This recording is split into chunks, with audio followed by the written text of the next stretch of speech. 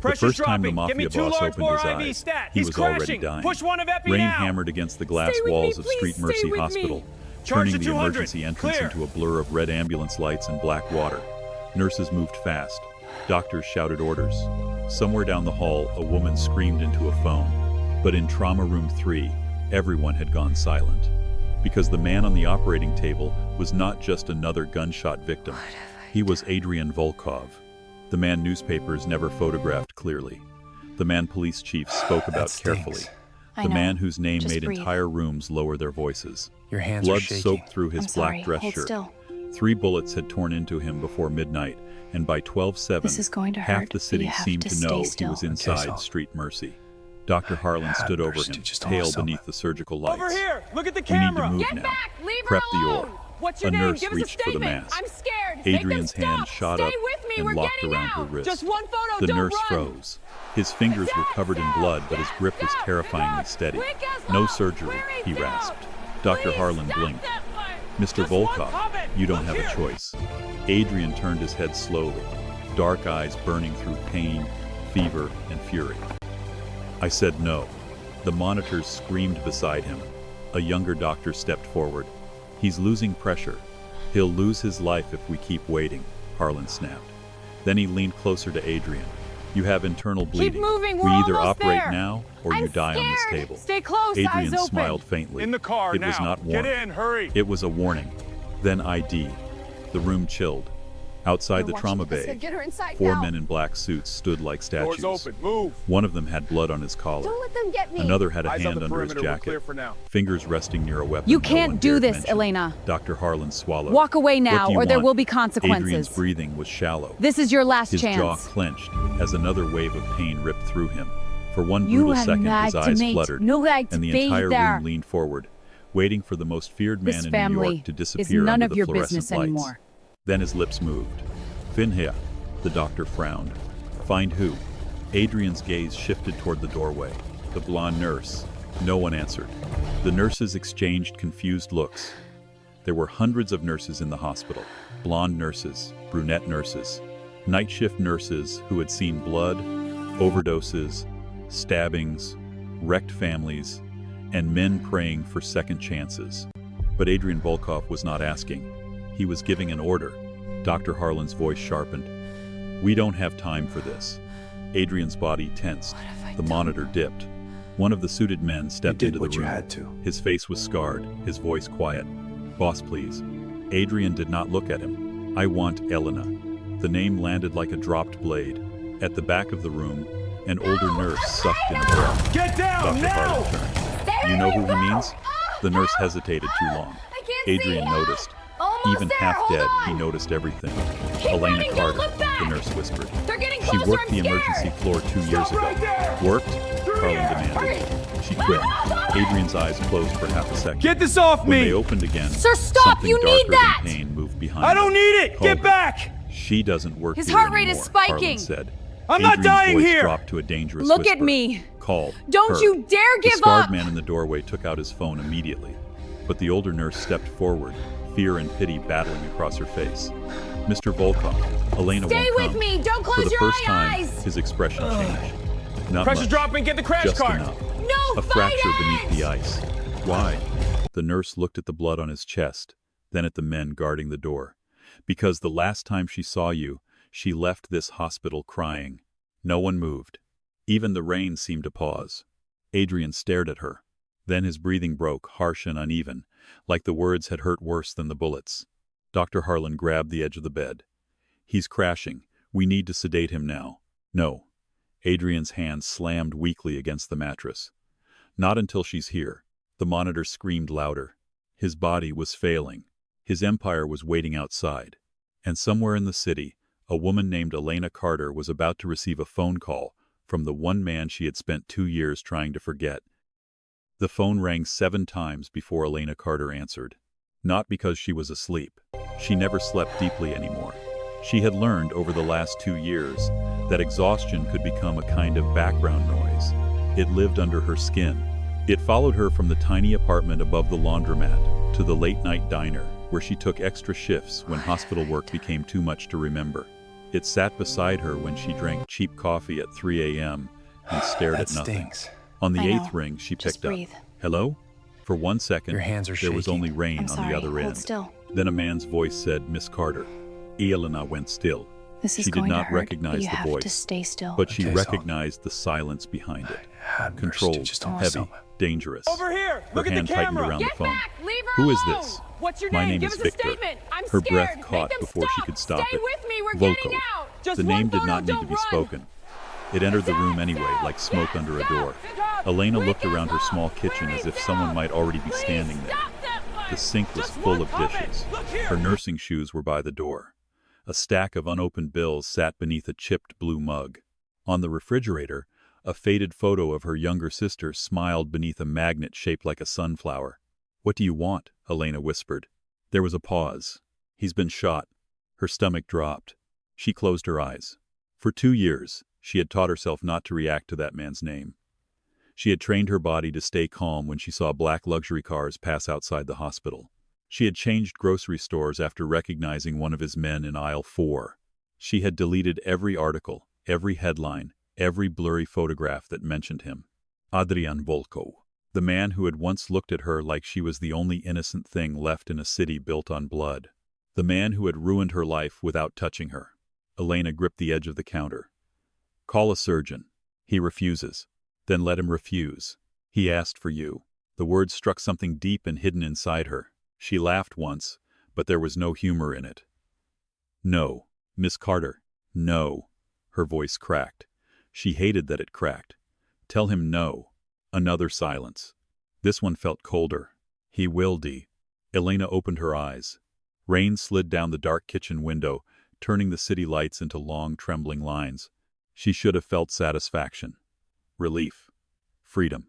Instead, she felt the same awful pull she had felt 2 years ago, standing in an emergency room with his blood on her gloves and his eyes locked on hers as if he had found something he had no right to keep. That's not my problem anymore, she said. Victor's voice lowered. He said you would say that. Elena's throat tightened. He also said to tell you he remembers the bracelet. The kitchen disappeared. For a moment, Elena was back in Street Mercy, 2 years younger. Still believing she could save everyone if her hands were steady enough. Still wearing the silver bracelet her mother had given her before cancer, took her voice, then her strength, then everything. That night, Adrian Volkov had come in with a knife wound under his ribs, and 3 police officers pretending they were not afraid of him. Elena had cleaned the wound. He had watched her in silence. You're not scared of me, he had said. I'm busy. You should be scared. She had tied off the bandage too tightly on purpose. Then stopped talking. He had smiled. Not the kind of smile men gave when they wanted something easy. The kind of smile that said he had not expected to find light in a place like that. Later, when the hospital went into lockdown because one of his enemies tried to finish the job, Elena had found a little girl bleeding in the hallway. A bystander, 8 years old. Wrong place, wrong time. Elena had gone after her without thinking. Gunfire had exploded at the end of the corridor. Adrian had pulled Elena behind him. A bullet had torn through the wall where her head had been. She remembered his hand around her wrist. Warm, firm, shaking once, only once. She remembered his voice against her ear. Stay behind me. She remembered hating how safe she felt. And then she remembered what came after. The accusation. The whispers. The hospital board asking why she had been seen alone with Adrian Volkov. The police questioning her for 6 hours. Her supervisor avoiding her eyes. Her patients requesting a different nurse. Her sister crying because reporters had appeared outside their apartment building. Elena had resigned before they could fire her. Adrian had sent men to protect her. She had begged him to stop. He had not listened. So she had disappeared from the life she loved. And now, 2 years later, the ghost of him was bleeding out under the same hospital lights. Elena, Victor said. She had not realized she was crying until a tear hit her wrist. She wiped it away angrily. Don't use my memories against me. I'm not. He is. The line stayed quiet. Then Victor said, maybe.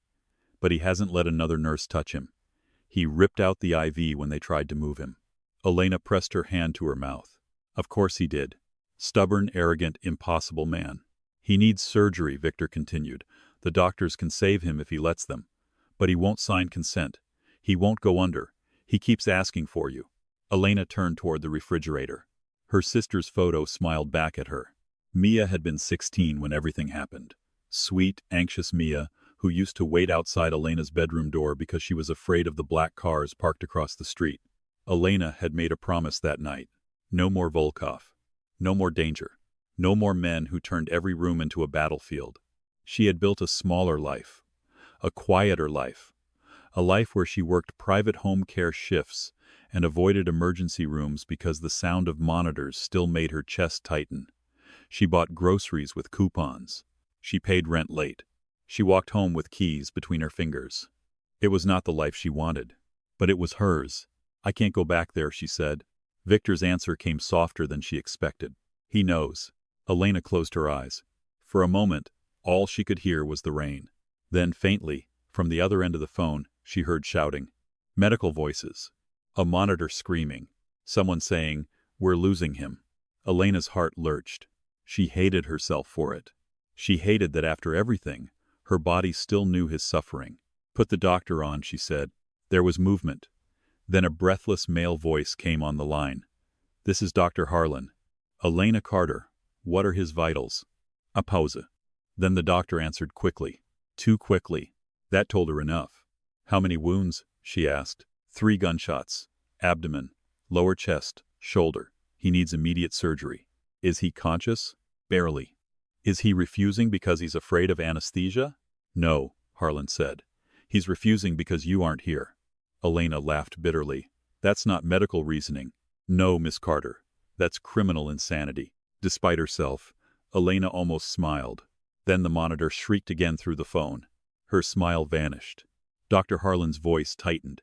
"I don't know what history you have with this man, and I don't want to know. But if you can talk him into surgery, do it now, over the phone, in person, I don't care. Because in 5 minutes, I may not have a patient left to save." Elena looked down at her trembling hands. Hands that had once steadied under pressure. Hands that had once held hearts on the edge of stopping. Hands that had touched Adrian Volkov and made him look almost human. "I'll talk to him," she whispered. There was a rustle, then Victor's voice, low and urgent. "Boss." A faint breath. "Elena?" His voice broke her. It was not the voice she remembered. Not smooth, not controlled, not dangerous enough to make police officers step aside. It was rough with pain. Almost gone. She gripped the counter harder. "You idiot!" A silence.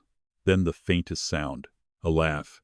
Even dying, Adrian Volkov laughed for her. Still angry, he rasped. "You're refusing surgery because of me?" "No. Don't lie to me." Another pause. Then his voice dropped into something raw. "I needed to hear your voice before I went under." Elena could not move. All the anger she had protected herself with cracked down the middle. "You don't get to do that," she whispered. "You don't get to bleed back into my life and say things like that. I know. You destroyed my career. I know. You scared my sister. I know. You made me care about a man I should have run from." On the other end, his breathing changed. For the first time, he said nothing. Elena wiped another tear from her cheek. "Listen to me. You are going to sign the consent. You are going to let them take you into surgery. You are going to survive. And when you wake up, you are going to stay away from me." The line went quiet. Too quiet. Then Adrian whispered, "Come here." "No." "Elena." "No. I won't make it if you don't." Her chest tightened with fury, fear, and something she refused to name. "That is not fair. I was never fair." That almost broke her again. Dr. Harlan came back on the line. "Miss Carter, whatever you're doing, it's working. He's letting us prep him." Elena exhaled shakily. "Good." Then Adrian's voice returned, fading now. "Elena, I'm here. Don't hang up." She looked at the rain-streaked window, at the bills, at the shoes by the door, at the small, fragile life she had built from the wreckage he left behind. And she knew before she admitted it that she was already reaching for her coat. "I'm not hanging up," she said.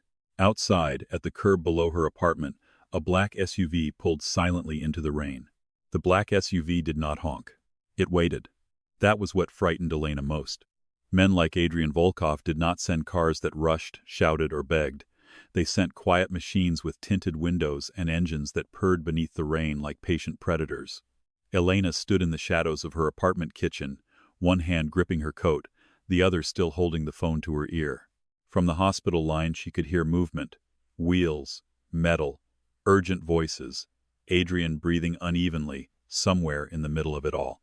"Miss Carter," Victor said, his voice close again. "The car is outside." Elena looked down through the wet glass. A man stood beside the SUV holding a black umbrella. He was not looking at her window. He knew she was looking anyway. "Of course it is," she whispered. "We can bring you safely. That's what your people said 2 years ago." Silence. Elena hated that silence, hated how men in Adrian's world used it like a locked door. Then Victor said, 2 years ago the boss gave orders badly. He ruined my life badly. He knows." "No." Elena's voice sharpened. "He knows how to bleed. He knows how to command men. He knows how to make hospitals stop breathing. He does not know what it feels like to sit across from a board of directors while they politely explain that your presence is a liability." Victor said nothing. So she kept going, because the anger had nowhere else to go. "He doesn't know what it's like to have reporters outside your building calling you a mafia mistress. He doesn't know what it feels like when your little sister asks if she has to change schools because of a man you treated for 30 minutes in an emergency room." The monitor beeped through the line. Faint. Fast. Elena closed her eyes. She could still hear Adrian breathing. Victor's voice lowered. "He knows more than you think." A bitter laugh escaped her. "Do not defend him to me." "I am not defending him. I am telling you why the car is there." Elena opened her eyes slowly. "What does that mean?" Another pause. This one was different. Not threatening. Careful. "Someone leaked your name tonight." Her body went cold. The rain outside seemed to grow louder. "My name?" "Yes." "To who?" "The men who shot him." Elena stepped back from the window. Her hail hit the cabinet. "No." "Elena." "No. I'm not involved in this. I haven't seen him in 2 years. They don't care." Her pulse began to pound in her throat.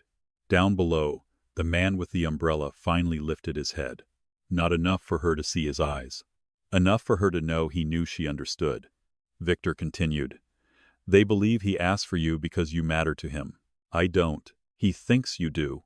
The words landed too softly, too dangerously. Elena pressed the phone against her ear. "Who leaked my name?" "We don't know yet." "That's not good enough." "No," Victor agreed. "It isn't."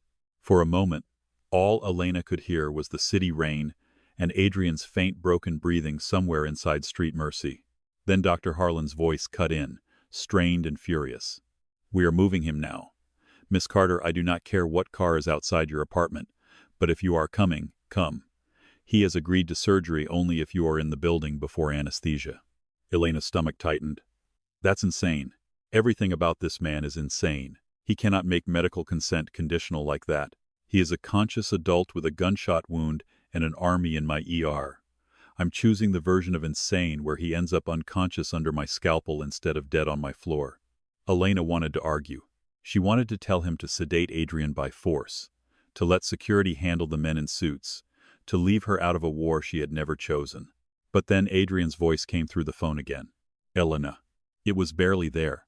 Still, it reached her like fingers through darkness. "I'm not your bargaining chip," she whispered. "No." His breath hitched. "You're the only person I trust." Her eyes burned. "Don't." "I tried not to call." That stopped her. Elena stared at the rain. Adrian's voice faded in and out. "Told Victor not to find you. You asked for me." After the third bullet, a terrible silence opened inside her. For one instant, she saw him not as the man with black cars and blood-soaked power, but as a wounded body under white lights, fighting death with nothing left except her name. "I hate you," she whispered. "I know." "No, you don't. You don't know what that word means when it has grief inside it." His breathing roughened. Then he said, "Teach me later." The line shifted. Someone cursed. Dr. Harlan shouted for more blood. Victor came back. "Miss Carter, we need to move." Elena looked toward the hallway. Mia's bedroom door was shut. Her sister slept with a lamp on every night, even now at 18, even after Elena told her they were safe. Safe. What a small, fragile lie. Elena crossed the apartment quietly and opened Mia's door. Her sister lay curled under a blanket, blonde hair spilling over her pillow, a textbook open beside her face. Elena watched her breathe, watched the soft rise and fall of the only family she had left. She could not bring this back to her. She could not let Adrian Volkov's world touch her again. But it already had. Her name was already in someone else's mouth. Someone who had shot him. Someone who might come looking. Elena stepped inside and touched Mia's shoulder. Mia stirred. Ellie, I need you to wake up. Mia opened her eyes slowly.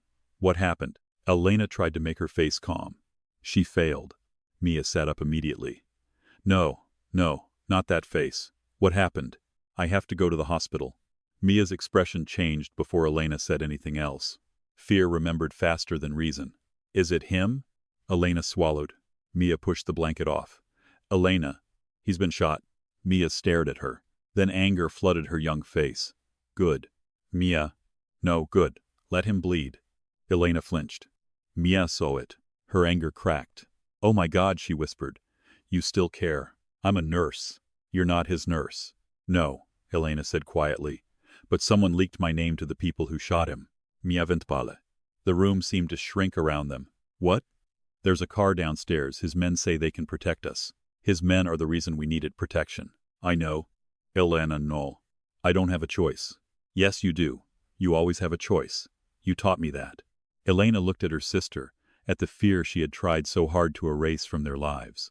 Then she knelt in front of the bed. I need you to listen to me carefully. Pack one bag, phone, charger, ID, cash from the coffee tin. Nothing else. Mia's mouth trembled. Where am I going? With me. No. Yes. I'm not getting into one of his cars. Elena gripped her hands. I won't leave you here. Mia's eyes filled. He's doing it again. He's pulling you in. Elena had no answer. Because that was exactly what it felt like. Not a request. Not a rescue. Attitude. Dark, powerful, inevitable. 15 minutes later, Elena stepped out of the apartment building, with Mia pressed close to her side. The man with the umbrella opened the SUV door. Mia refused to move. Elena turned to the man. Name. Roman. Show me both hands. He obeyed instantly. Mia looked surprised. Elena did not. Adrian's men were dangerous, but around her, they had always behaved like they were afraid of disappointing a ghost. Elena lifted her chin. No one touches my sister. No one speaks to her unless she speaks first. No detours. No phone calls about us without me hearing them. Roman nodded once. Understood. Mia whispered. You sound like him. Elena's heart twisted. She got into the car anyway. The ride to Street Mercy moved through a city drowning in rain. Streetlights smeared gold across the windows. Police sirens wailed somewhere far away. Twice, black cars appeared behind them, then disappeared after Roman spoke quietly into his earpiece. Mia sat rigid beside Elena, clutching her bag.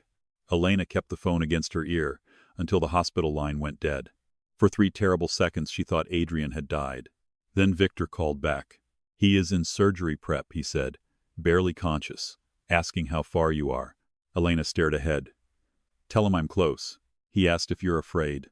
Mia turned sharply. Elena's fingers curled against her coat. Tell him yes, she said, and tell him I'm angry that he still knows when I lie. When the SUV turned into the emergency entrance, Street Mercy looked nothing like the hospital Elena remembered. Police cars blocked the street. Men in dark suits lined the doors. Hospital staff moved in frantic clusters behind the glass.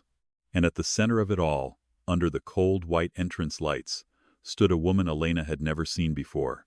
Tall, elegant, silver blonde hair pinned perfectly, a black coat wrapped around her like armor. She watched the SUV arrive with eyes full of ownership. Elena felt it before anyone spoke. This woman belonged to Adrian's world. The door opened. Rain rushed in. Roman stepped out first, then Elena, then Mia. The woman's gaze passed over Mia and landed on Elena with quiet, cutting hatred. So, she said. Her accent was soft. Russian, maybe. You're the nurse he would rather die for. Elena did not answer. Mia moved closer to her. The woman smiled without warmth. I imagined someone prettier. Roman's jaw tightened. Irina. Elena's eyes flicked to him. Roman looked uncomfortable for the first time. That told her enough. Irina took one slow step forward. He is in surgery because of you. He is in surgery because someone shot him, Elena said. Irina's smile sharpened. And they shot him because powerful men become stupid when they love weak women. The words hit the entrance like ice. Elena felt Mia stiffen beside her. Roman moved slightly forward, but Elena raised one hand. She did not know why she did it. Only that she refused to enter this hospital, looking like prey. I don't know who you are, Elena said quietly. But I know this. If Adrian Volkov is alive right now, it's because I told him to stop being dramatic and let a surgeon cut him open. For the first time, Irina's face changed. Just a flicker. Elena stepped closer, rain clinging to her blonde hair, her old courage rising from some buried place inside her. So, if you want to insult someone, wait until he wakes up. I'm sure he'll enjoy watching you explain why you blocked his medical care team at the door. Roman looked down, hiding something that might have been a smile. Irina did not. Her eyes went cold. You think his obsession protects you? Elena's blood chilled at the word. Obsession. Irina leaned in, voice dropping. You should ask what happened to the last woman who believed that.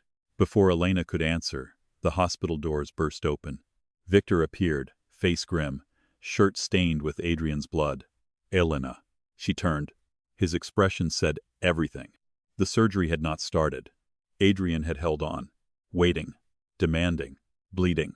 Victor stepped aside. He won't let them put him under until he sees you. Elena's anger flared so hot it burned through fear. She walked past Irina without another glance. Inside the hospital, the air smelled of antiseptic, rainwater, and panic. Staff stared as she moved through the corridor. Some recognized her. Some whispered. One nurse dropped her chart slightly when Elena passed. Mia stayed close until Victor guided her toward a protected waiting room. Elena stopped. No, she stays where I can see her. Victor shook his head. Too exposed. I said where I can see her. A voice came from the operating room doors. Weak, rough, commanding. Let her deside, Victor. Elena turned. Adrian lay on the surgical bed under blinding lights, surrounded by doctors, bloodlines, monitors, and men who looked ready to kill death itself if it touched him. His skin was ashen. His lips were pale. But his eyes found her immediately, and the entire hallway seemed to disappear. For 2 years, Elena had convinced herself she remembered him too intensely. That time had made him larger than life, more dangerous, more beautiful, more impossible. She had been wrong. Even half dead, Adrian Volkov took up every inch of air. His gaze moved over her face like a man memorizing evidence of a miracle. Elena, he breathed. She walked to him slowly. The doctors shifted aside. Dr. Harlan looked seconds away from violence. Tell him, now. Elena stopped beside the bed and leaned over Adrian, close enough that only he could hear the break in her voice. You selfish, arrogant bastard. His mouth curved faintly. There she is. Her eyes filled, but she refused to let the tears fall. You dragged my sister into this. His gaze shifted, finding Mia behind Victor. Something lethal moved across his face.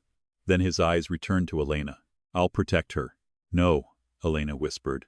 You'll survive first, then you'll answer for everything. Adrian's fingers twitched against the sheet. She hesitated. Then she took his hand. His grip was weak. That terrified her more than all his power ever had. The room went very quiet. Adrian looked at their joined hands, then back at her. For 1 second, the mask slipped. Not the Mafia boss. Not the monster. Just a man who had waited 2 years too long to say her name again. Elena, he whispered. If I don't wake up, you will. If I don't, she leaned closer, her voice turning hard. Listen to me. You do not get to turn me into your last confession. You do not get to die and leave me with your enemies, your guilt, and that woman outside calling me your weakness. His eyes darkened. Irina spoke to you? Yes. The monitor changed. So did the room. Every man in black went still. Adrian's voice dropped into something so cold even Dr. Harlan looked up. What did she say? Elena stared at him. She said I should ask what happened to the last woman who believed your obsession could protect her. For 1 heartbeat, Adrian did not breathe. Then Victor cursed under his breath. Roman's hand moved toward his jacket. And Adrian Volkov, not Timolov, bleeding open on a surgical table, looked more dangerous than every armed man in the hospital. Elena, he said slowly, when I wake up, do not leave this building with anyone but me. Her pulse stumbled. Why? His eyes held hers. Because the anesthesia mask was coming down now. Because the doctors were out of time. Because whatever secret Irina had dragged into the room was bigger than jealousy, bigger than old wounds, bigger than Elena had imagined. Adrian's fingers tightened around hers with the last strength he had. Then he whispered, because Irina was the one who told them where to find you. The world stopped at Adrian's confession. Because Irina was the one who told them where to find you. The words did not land all at once. They spread. Through Elena's chest. Through the white surgical light. Through every armed man standing frozen in the operating hallway. Mia's face drained of color behind Victor. Roman's hand remained inside his jacket. Doctor. Harlan's eyes flicked from Adrian to Elena, then to the monitors screaming that his patient had no time left for secrets. Elena stared down at Adrian. You knew? His grip on her hand weakened, then tightened again with desperate force. Suspected. Her voice broke into something sharp. And you still sent a car to my apartment? To get you out. You brought me here. To keep you alive. The anesthesia mask hovered near his face. Dr. Harlan snapped. Enough. He goes under now. Elena did not move. Her hand was still trapped in Adrian's. Her heart was beating so hard, treated that in her throat, in her wrists, in the place behind her ribs where old fear lived. 2 years ago, she had lost her career because of this man. Now she was standing beside his operating table, with his enemies circling her life, his past waiting outside the doors, and his blood warm against her fingers. You should have told me before, she whispered. Adrian's eyes darkened with something like regret. I wanted 1 second where you looked at me before you hated me again. That hurt more than it should have. Elena hated that it hurt. You don't get seconds like that, she said. His thumb moved weakly across her knuckles. I know. Dr. Harlan grabbed the mask. Miss Carter, either tell him goodbye or tell him to let go. I am not watching him die because of romantic stupidity. Elena turned on him, eyes wet and furious. Save him. I'm trying. No, her voice steadied. You're going to save him. Harlan held her stare for 1 second. Then he nodded. Elena leaned over Adrian one last time. The room seemed to narrow around them, all sound fading except the monitor and the rain outside. You listen to me, she whispered. You wake up, you tell me the truth. All of it. Not pieces, not commands, not protection dressed up like control. His eyes stayed locked on hers. And if I wake up, then I decide whether I forgive you. A faint smile touched his mouth. Even pale, bloodless, almost gone. Adrian Volkov somehow still looked like a man who could conquer the world for one impossible answer. I'll take that, he breathed. The mask came down. His fingers slipped from hers. And Elena watched the most dangerous man in New York disappear beneath anesthesia, like a king surrendering his throne for a woman he had already lost once. The second Adrian went under, the hospital changed. Not visibly. Not enough for the doctors to notice while they rushed him through the doors. But Elena felt it. The balance of power shifted. His voice was gone. His eyes were closed. And everyone left awake began deciding what to do with the woman he had called back from exile. Victor stepped toward her immediately. Elena, we need to move you and your sister upstairs. No. His jaw tightened. This is not a request. Elena looked at him, then at Mia, who stood rigid with terror and anger. Then make it one. Victor's expression flickered. Adrian's men were used to obedience. They were not used to a 5'6" nurse with rain in her hair and blood on her hands refusing them in the middle of a hospital war zone. Elena, he said carefully. Irina has people inside this building. She's outside. She was outside. The words tightened around her throat. Roman moved fast, speaking into his earpiece. 2 other men disappeared down the corridor. Mia grabbed Elena's sleeve. Ellie. Elena turned toward the glass doors behind them. The waiting area beyond the surgery wing was crowded with police, staff, and Volkov soldiers, pretending they were not soldiers. But Irina was no longer visible. Only the wet mark of her black heels remained on the tile near the entrance. Elena's mouth went dry. She left, she said. Victor's face went cold. No. She moved. That single word made every light in the hallway feel too bright. Moved. Like Elena and Mia, were pieces on a board. Like the hospital was not a place of healing but a battlefield with elevators, stairwells, blind corners, and locked doors. Mia whispered, I want to go home. Elena turned quickly. We can't. I don't want to be here. I know. No, you don't. Mia's voice shook. You keep saying that, but you don't. You keep walking toward him, and every time you do, something terrible happens to us. The words struck harder because Elena had no defense. Victor looked away. Roman pretended not to hear. But the truth stood there with them, merciless and bright. Elena had told herself she came because she was a nurse, because Adrian would die, because her name had been leaked. But some secret, shameful part of her had come because his voice had sounded broken, Because the man who frightened everyone had asked for her like she was the only door left open. Mia saw it. Maybe she had always seen it. Elena reached for her sister, but Mia stepped back. Elena Carter? The voice came from behind them. A woman in a gray hospital blazer approached, flanked by 2 security officers. Her hair was pulled into a severe bun, her badge clipped to her chest. Elena recognized her immediately. Margaret Sloan, Hospital Administrator. The woman who had sat across from Elena 2 years ago and said, with professional sadness, that Street Mercy could no longer afford the controversy attached to her name. Elena, Sloan said, stopping a few feet away, I need you to come with me. Victor stepped between them. No. Sloan's eyes flicked to him with barely concealed disgust. This is a hospital matter. Nothing involving her is only a hospital matter tonight. Elena felt the old humiliation rise like acid. The same tone. The same polished authority. The same way people looked at her when Adrian's shadow touched her life, as if she had invited darkness in and then complained about the cold. What do you want? Elena asked. Sloan's expression softened into something fake. To protect the hospital. From me? From what follows you? Mia's hand found Elena's again. Victor's face hardened. Elena stood very still. 2 years ago, that sentence would have made her shrink. She would have tried to explain, to prove she was a good nurse, a decent woman, a person, not a scandal. Tonight, she had Adrian's blood under her fingernails, and fear had burned through the last of her politeness. What follows me, Elena said quietly, was bleeding out on your surgical table while your staff waited for my permission to save him.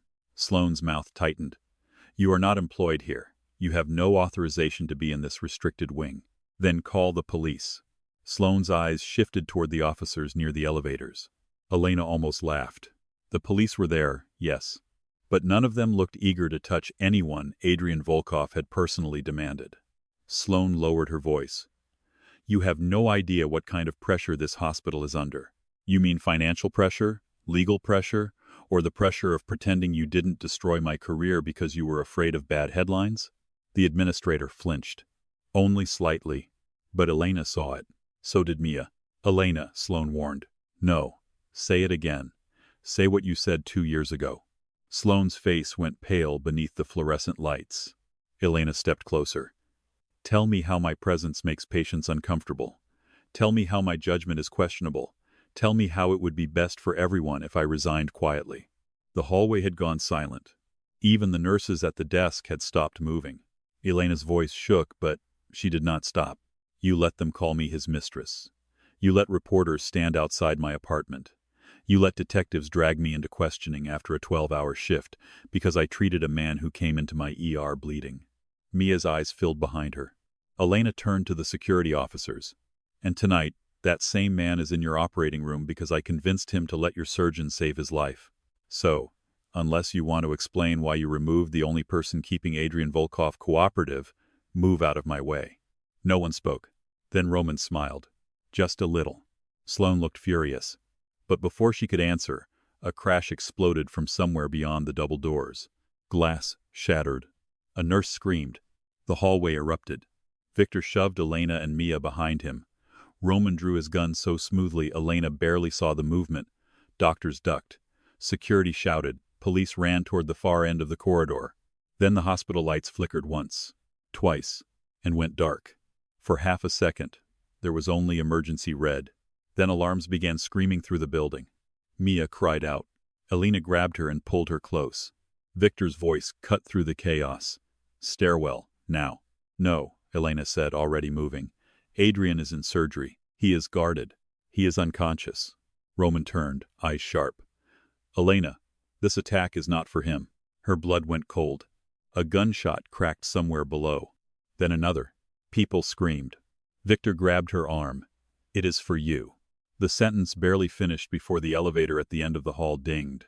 Such a small sound. So ordinary. So wrong. Every weapon turned toward it. The doors opened slowly. Inside stood a hospital orderly in blue scrubs, head bowed, pushing an empty wheelchair. For 1 second, everyone froze. Then Elena saw the orderly's shoes. Black leather. Expensive. Wrong. Down, she shouted. The orderly lifted a gun. Roman fired first. The hallway exploded into violence. Mia screamed as Victor dragged both sisters toward the stairwell. Elena stumbled, her shoulder slamming into the wall. Nurses crawled behind desks. Police shouted commands. The attacker fell backward into the elevator, but more men surged behind him. Not orderlies. Not patients. Killers in stolen uniforms. Elena's mind snapped into terrifying clarity. They had entered through the hospital system. They knew the layout. They knew Adrian was under anesthesia. They knew she was here. Irina had not left. She had opened the door. Victor shoved Elena through the stairwell entrance. Roman followed, firing twice, before slamming the door shut behind them. The stairwell was lit only by red emergency strips. Mia was shaking so badly she could barely stand. Elena held her face between both hands. "Look at me. Breathe. Mia, breathe." "I can't." "Yes, you can. They're going to kill us." "No." Elena forced her voice steady. "They are not." Footsteps thundered above them. Roman aimed upward. Victor aimed downward. For one awful second, Elena understood exactly what Adrian's world was. Not luxury cars. Not silk suits. Not whispered power. This, blood in public places. Fear turning hallways into traps. Men deciding women were messages. Victor spoke into his earpiece. "Secure the ore. Lock all surgical access. No one enters Volkov's room except Harlan's team." A burst of static answered. Then a voice Elena did not know shouted, "We've lost camera access on the east wing." Roman cursed. Mia clutched Elena's coat. "Ellie." A sound came from below. Slow clapping. One clap. Then another. Then another. Victor went still. Roman's gun lowered toward the sound. From the shadows of the lower landing, Irina stepped into the red emergency light. No gun in her hand. No blood on her coat. Still perfect. Still calm. As if the hospital screaming around her was music she had ordered for dinner. "Elena Carter," she said softly. "You really do make men stupid." Victor's voice turned lethal. "Irina." She looked at him with mild disappointment. "Still loyal to a sleeping man?" Roman's finger tightened on the trigger. Irina smiled. "Shoot me, and the police will find a dead woman in a hospital stairwell beside two terrified civilians. Adrian's enemies will thank you. The board will bury the scandal. And Elena will spend the rest of her life explaining why Volkov men kill women in front of her." Roman did not shoot. Elena felt Mia trembling beside her. Irina's gaze moved to the girl. "Mia," she said gently. Elena's body went ice cold. Mia stopped breathing. Irina smiled wider. "There you are." Elena stepped in front of her sister. "Don't say her name." "But she matters, doesn't she?" Irina tilted her head. "That is the problem with men like Adrian. They think love makes them stronger. It only creates more places to cut." Victor shifted slightly, blocking Elena's side. Irina noticed. "Careful," she said. "I know all his orders. No harm to Elena. No harm to the sister. No matter the cost." The red light pulsed across her face. "You were protected before you even arrived." Elena's pulsa roared. "What do you want?" Irina's eyes returned to her. "There she is. The nurse with the spine." "What do you want?" Elena repeated. Irina descended one step. Roman lifted his gun. She stopped. "I want you to understand the truth, before Adrian wakes up and starts lying beautifully." Elena's throat tightened. "The truth about what?" Irina's smile vanished. For the first time, something wounded and ugly moved beneath her elegance. 2 years ago, you were not fired because Adrian failed to protect you. Elena could not breathe. You were fired because he made them do it. Mia whispered. "What?" Victor's face went rigid. Roman looked sharply at Irina. Elena stared at her, every sound in the stairwell becoming distant. "No." Irina's voice softened, cruelly intimate. "He needed you out of street mercy. Away from the police. Away from cameras. Away from men who had started watching you because he looked at you too long in a hallway." Elena's hands went numb. "He ruined your career," Irina continued, "because he believed destroying your life quietly was safer than letting his enemies destroy it violently." Elena shook her head once. Not because she believed Adrian incapable of it, because some terrible part of her knew he was. Protection dressed up like control. Her own words came back like a blade. Irina looked almost satisfied. "And now you understand why he begged for you tonight. Not love, not guilt, ownership. Adrian Volkov does not save women, He relocates damage. Mia grabbed Elena's arm. Don't listen to her. But Elena was listening. Because the pieces fit too well. The board's sudden pressure. The resignation they encouraged too quickly. The strange way no hospital in the city would hire her afterward. The men watching her building. The money that had appeared anonymously in her overdue rent account the month after she quit. She had refused to touch it. She had known. Somewhere deep down, she had known. Victor's voice came low. Irina, enough. Elena turned toward him slowly. His silence answered before he did. Her face crumpled. You knew. Victor looked away. That hurt almost as much as Adrian. Roman said nothing. The stairwell seemed to tilt. Above them, another alarm screamed. Below them, Irina waited like a judge delivering sentence. Elena backed away from Victor. Don't touch me. Elena. I said don't. Mia wrapped both arms around her sister. Irina's eyes gleamed. There, now you see him clearly. Elena looked at the woman through tears she refused to let fall. No, she whispered. Irina's expression hardened. Elena lifted her chin. I see you clearly. For the first time, Irina looked uncertain.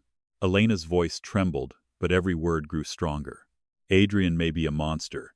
He may have controlled my life because he thought fear gave him permission, and when he wakes up, I will make him answer for every second of it. She stepped forward once. But you leaked my name to killers. You brought a war into a hospital. You used my sister's name like a weapon, so don't stand there pretending you are truth. Irina's face went cold. Elena's eyes burned. You're just jealous that even after all your power, all your beauty, all your history with him, he still called for me when he was dying. The stairwell went silent. Then Irina's calm cracked. A small fracture. Enough. Her hand moved toward her coat. Roman shouted, Gun! Victor Longet! A shot exploded through the stairwell. Mia screamed. Elena felt something slam into her side, knocking the breath from her body. For one wild second, she thought she had been hit. Then she looked down. Victor was on the floor in front of her, blood spreading across his white shirt. Roman fired. Irina vanished backward into the lower darkness as men shouted from below. Victor groaned. Elena dropped to her knees instantly. Training took over. Hands on wound. Pressure. Stay with me, she ordered. Victor's eyes found hers, unfocused. Boss said. He coughed, blood touching his lips. No harm to you. Shut up. A weak smile pulled at his mouth. You sound like him. I said, shut up. Mia sobbed behind her. Roman covered the stairs, panic breaking through his control. We have to move. I can't leave him. Elena. I can't. Then, through Roman's earpiece, a voice crackled. Breathless. Terrified. Volkov is out of surgery. Elena froze. Victor's hand tightened weakly around her wrist. The voice continued through static. He's awake. Roman stared at Elena. Mia stopped crying. Even the alarm seemed to fade. From somewhere above, through the chaos of the hospital, a roar of male fury erupted so violently that every person in the stairwell understood one thing at the same time. Adrian Volkov had survived, and he had woken up to find Elena gone. Top of form. Adrian Volkov should not have been able to stand. 27 stitches held his body together. Blood still ran through tubes into his arm. His skin was ghost pale beneath the harsh surgical lights, his breath shallow enough to make every nurse in recovery glance nervously at the monitors beside him. But when he woke and Elena was not there, the first thing he did was rip the oxygen mask from his face. The second thing he did was say her name. Elena. Dr. Harlan moved fast. Don't move. Adrian turned his head slowly. The surgeon froze. There were men who threatened with raised voices, with fists, with weapons. Adrian Volkov threatened by becoming calm. Where is she? Harlan's jaw tightened. You just came out of emergency surgery. You need to stay still. Adrian's hand closed around the rail of the hospital bed. His knuckles went white. Where is she? No one answered fast enough. A bodyguard near the door looked toward the floor. That was all Adrian needed. He swung his legs over the side of the bed. The pain hit so violently the room blurred. For 1 second his body betrayed him. His muscles trembled. His vision narrowed to a white-hot point. But Elena was somewhere in the hospital. Afraid. In danger. Because of him. So Adrian stood. The monitor screamed. Harlan cursed and grabbed his arm. You take one more step and you'll tear yourself open. Adrian looked down at the surgeon's hand. Harlan let go. Boss, one of his men said, voice tight. Victor took them to the east stairwell. We lost cameras. Adrian's face emptied. What do you mean lost? The system was hacked. And Irina? No one answered. The silence became a confession. Adrian reached for the IV stand with one hand, not for support but because it was in his way. He tore the line free. Blood immediately welled at the back of his hand. Harlan shouted, "Are you insane?" Adrian did not look at him. "Lock down every exit," he ordered. His voice was weaker than usual, but the effect was instant. Men moved. Radios crackled. Doors slammed. No one leaves this hospital. Not staff. Not police. Not ghosts. A guard hesitated. And Irina. Adrian's eyes went black. Especially Irina. He took one step. Pain ripped through him. His body nearly folded. For a heartbeat, the feared king of the city was just a wounded man in a hospital gown, blood soaking fresh into the bandages beneath his ribs. Then he straightened and walked. Every step toward the stairwell cost him something. Blood, breath, control. But rage held him upright. Rage and the memory of Elena's hand in his. Her voice. "You wake up, you tell me the truth, all of it." He had planned to. For the first time in his life, Adrian Volkov had planned to give someone the truth, instead of the version that kept them safest. Then Irina had moved first. By the time he reached the east corridor, the hospital looked like a war had passed through it. Broken glass glittered across the tile. A wheelchair lay overturned near the elevator. Police shouted into radios. Nurses huddled behind the front desk with tears streaking their faces. Adrian saw none of it. He saw only the red stairwell sign and the smear of blood beneath the door. His chest stopped moving. "Open it," he said. The guard beside him hesitated. "Boss, we haven't cleared." Adrian grabbed the man by the collar with one hand and dragged him close enough to see the murder in his eyes. "Open it." The door burst inward. The first thing Adrian saw was Roman aiming down the stairs. The second thing he saw was Mia crying against the wall. The third thing he saw was Elena on her knees, both hands pressed to Victor's bleeding body. Alive. Adrian's knees almost gave out. Not from pain. From the violent, humiliating relief of seeing her breathing. Elena. She turned. For 1 second, the entire stairwell became silent around them. Her face was pale. Her blonde hair had fallen loose from the rain and chaos, clinging to her cheeks. There was blood on her hands, her coat, her throat. Not hers. Victor's. But her eyes. Her eyes were no longer only afraid. They were wounded. And he knew before she said a word that Irina had told her. Not everything.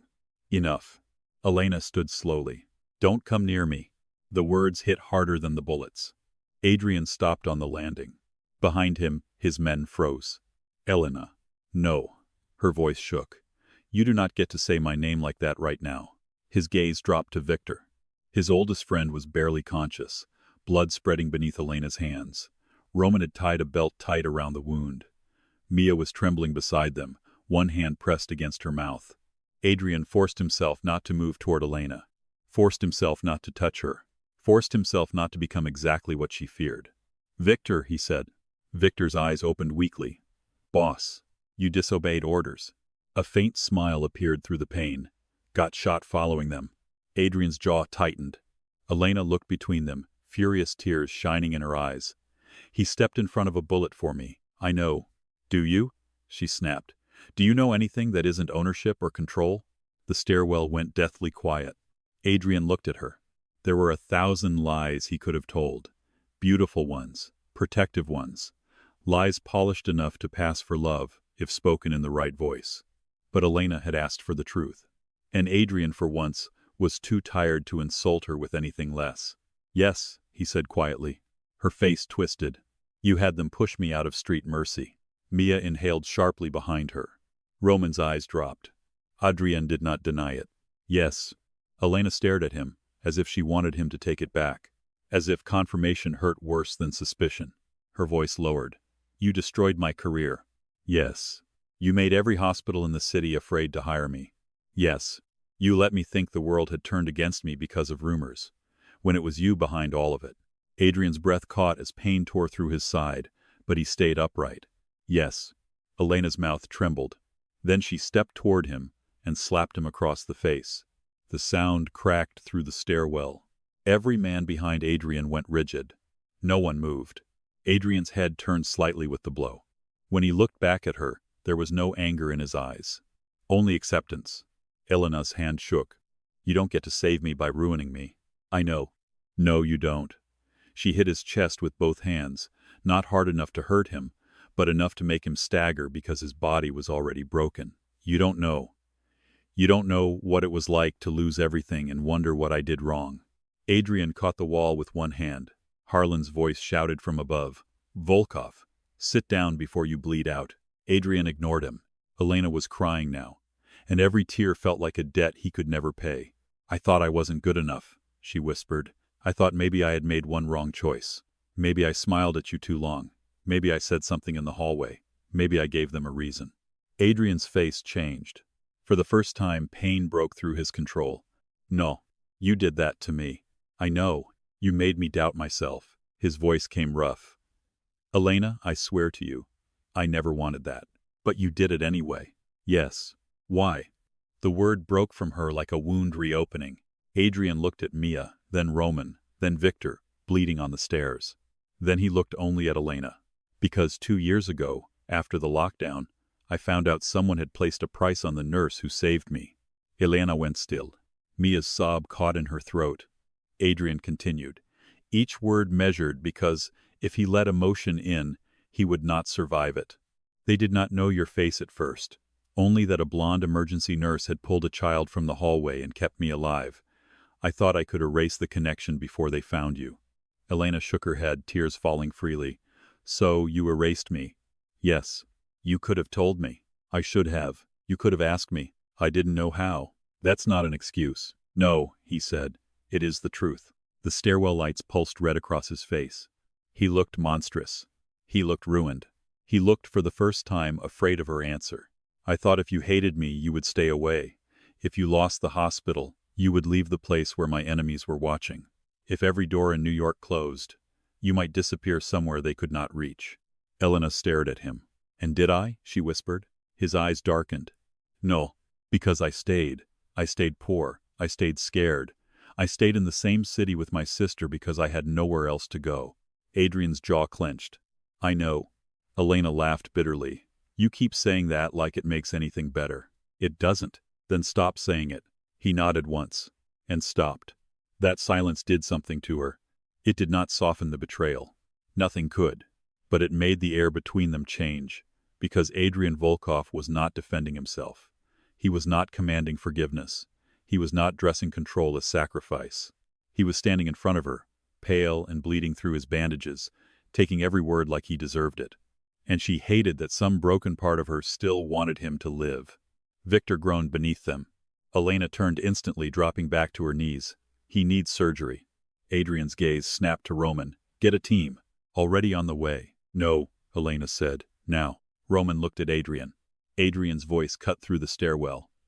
You heard her. That simple obedience made Elena's hands falter. Not because it changed anything. Because 2 years ago, he had decided her life without her. Tonight, for the first time, he made his men obey her voice. Medical staff rushed into the stairwell moments later. They lifted Victor onto a stretcher while Elena kept pressure on the wound.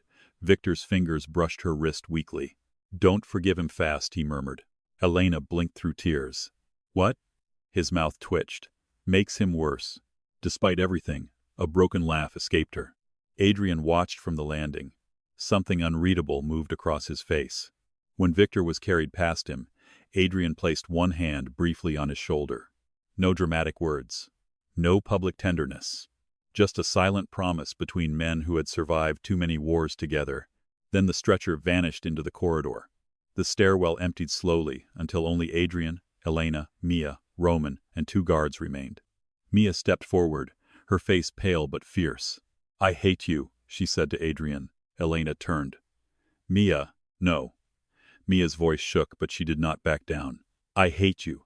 I hated you when the reporters came. I hated you when Elena cried in the bathroom and thought I couldn't hear. I hated your cars outside our apartment. I hated that she stopped singing while making breakfast. I hated that every time someone knocked, she looked scared. Adrian stood very still. Mia's eyes filled. And I hate that she came tonight because you called. Elena closed her eyes. Adrian accepted that too. You should hate me, he said. Mia looked startled. I would, he added. Her mouth trembled with anger. Then leave us alone. Adrian's gaze moved to Elena. For one terrible moment the old Adrian flickered there. The man who would have said no. The man who would have locked every door in the city before letting danger touch what he considered his. Then he looked at Mia again. I can't promise that tonight, he said. Irina is still inside the hospital or nearby. The men who attacked us may have more people in the building. Until I know who has your names, your faces, and your address, I can't let you walk out unprotected. Mia's anger sharpened. Let? Elena lifted her head. Adrian heard it. He closed his eyes briefly, as if catching the old poison in his own words. Then he corrected himself. I am asking you, he said. Both of you. Let me keep guards near you until morning. After that, Elena decides. Elena stared at him. So did Roman. Adrian Volkov did not ask.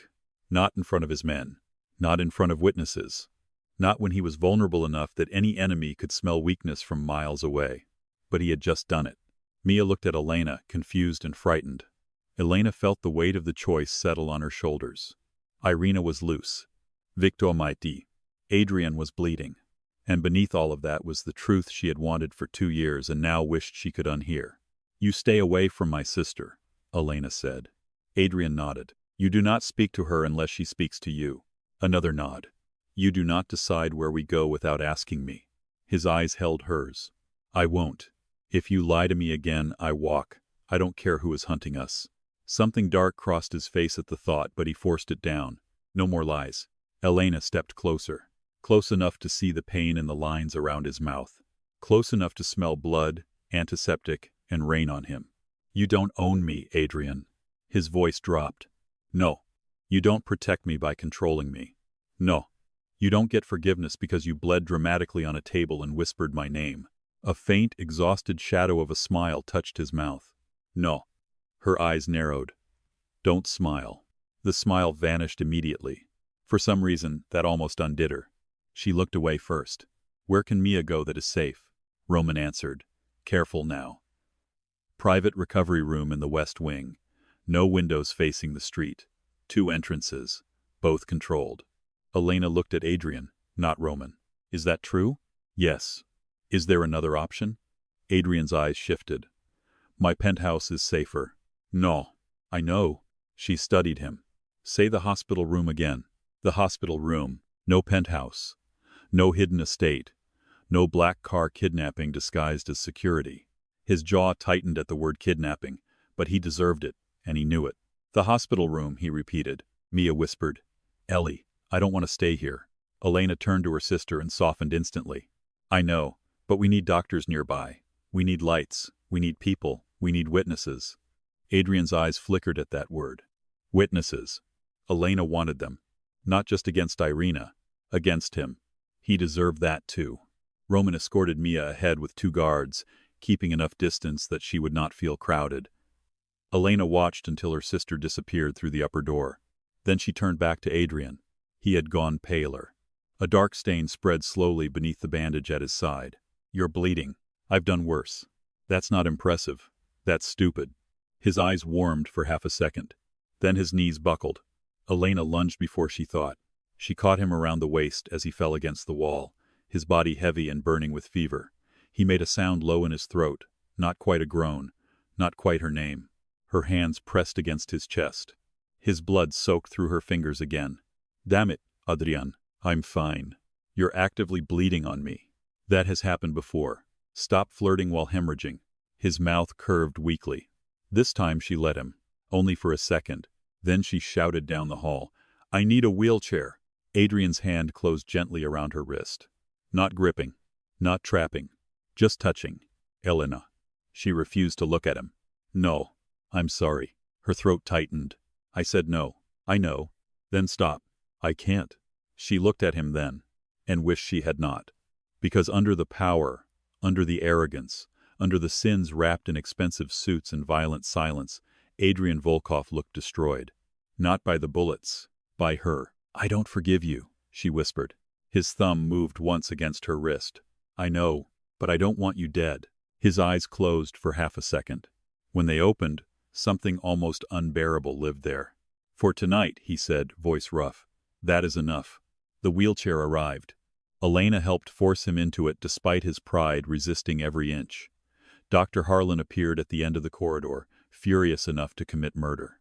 "I operated for 3 hours," he snapped, "and you undid half my work in 10 minutes. Adrian looked at Elena. "He exaggerates." Harlan pointed at the blood. "I do not exaggerate blood." Elena took control of the wheelchair handles. "Recovery. Now. And if he argues, sedate him." Adrian glanced back at her. "You would enjoy that." "I would treasure it." Roman made a sound suspiciously close to a cough. For the first time that night, something fragile and almost human passed through the group.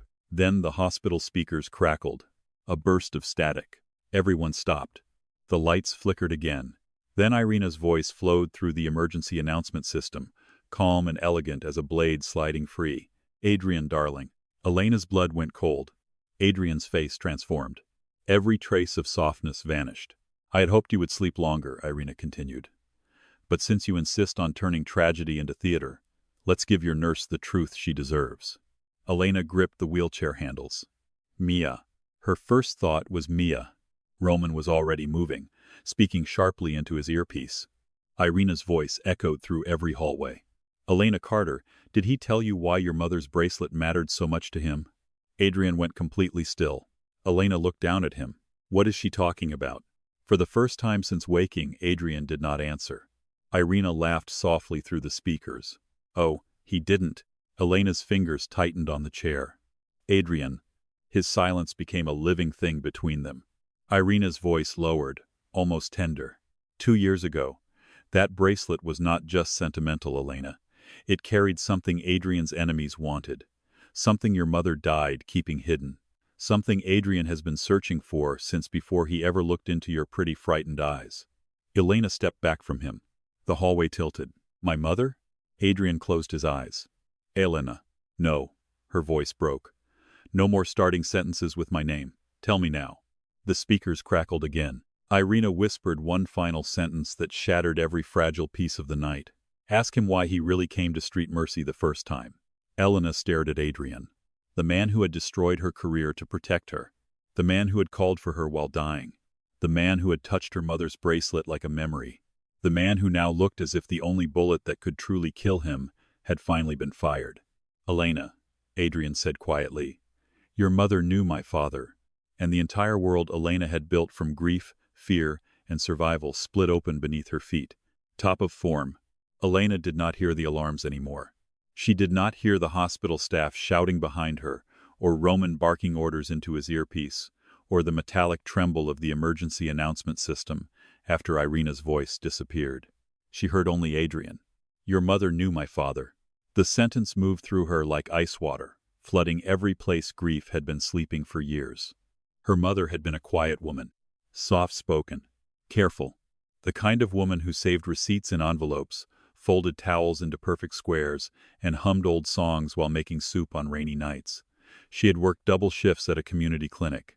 She had worn cardigans with loose threads at the sleeves. She had kissed Elena's forehead before chemo made her too weak to stand.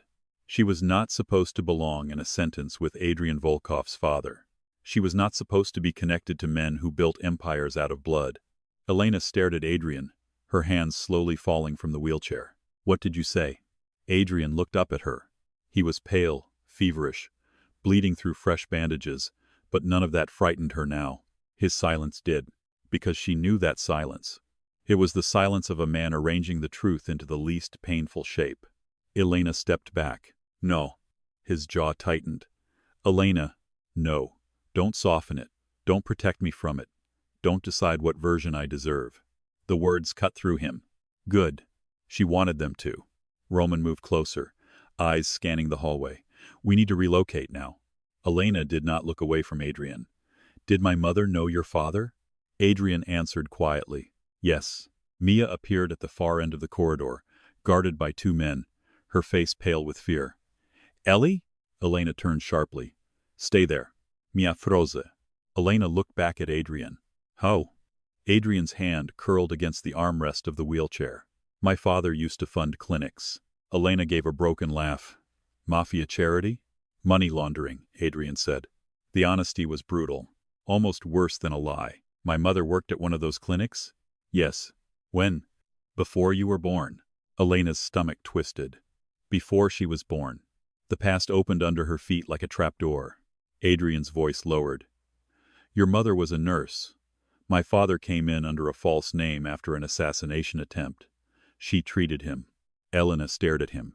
The hallway lights flickered once above them. And? Adrian did not answer quickly enough. Her voice dropped. And what? His eyes lifted to hers. She saved his life. Elena felt Mia move closer despite the guards. My mother saved your father. Yes. And because of that you came looking for me? No. Don't Lee. I'm not. Adrian's breathing roughened. I didn't know who you were when I first came to Street Mercy. Elena searched his face. She hated that some part of her believed him. Irina's voice had planted poison in the air, and Adrian's truth was walking too slowly behind it.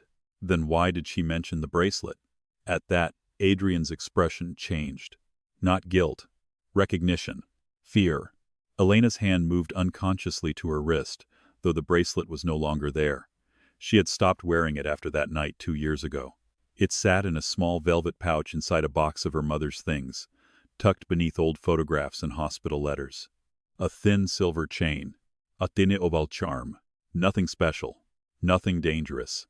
Or so she had thought. Adrian spoke carefully. Your mother was given something for saving my father's life. Elena's mouth went dry. What? A key. Mia's voice shook behind her. A key to what? Adrian's eyes flicked to her, then back to Elena. A vault. The corridor seemed to narrow. Elena shook her head. No, Elena. My mother had no vault. She had a bracelet.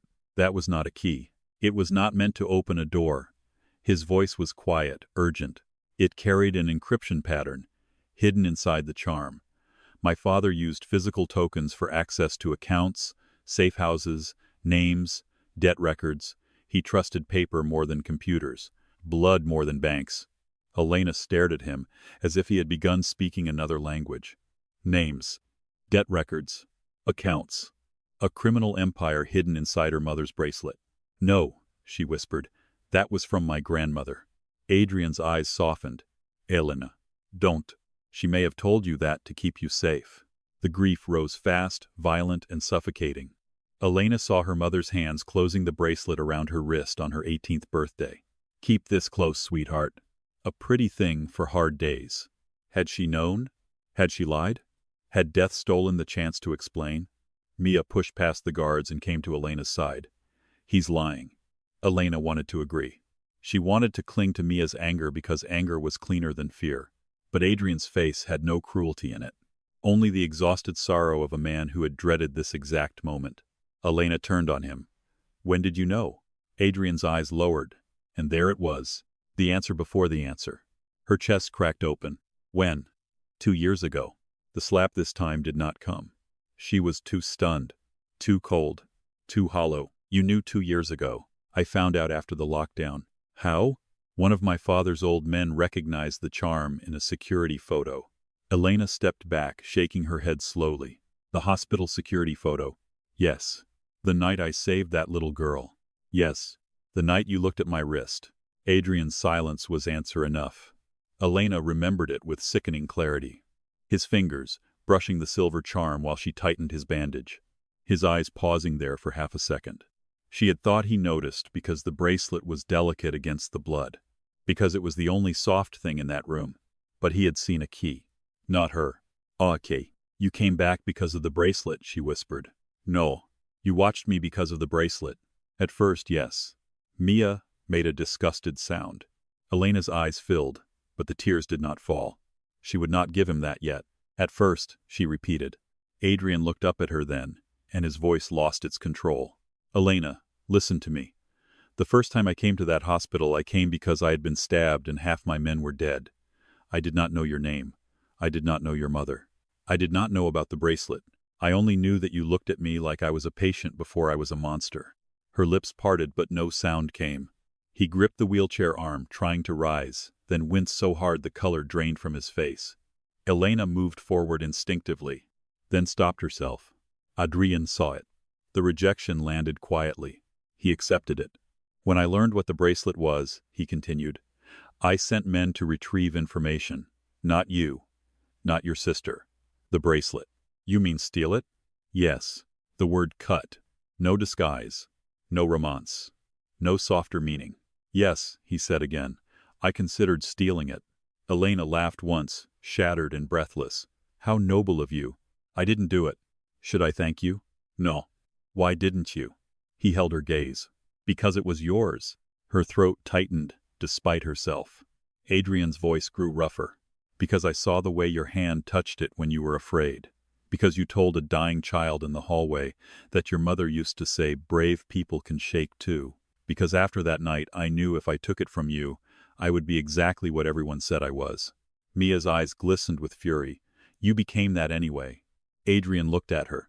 Yes. The admission silenced her. Elena could barely breathe. So instead of stealing it, she said slowly, you destroyed my career.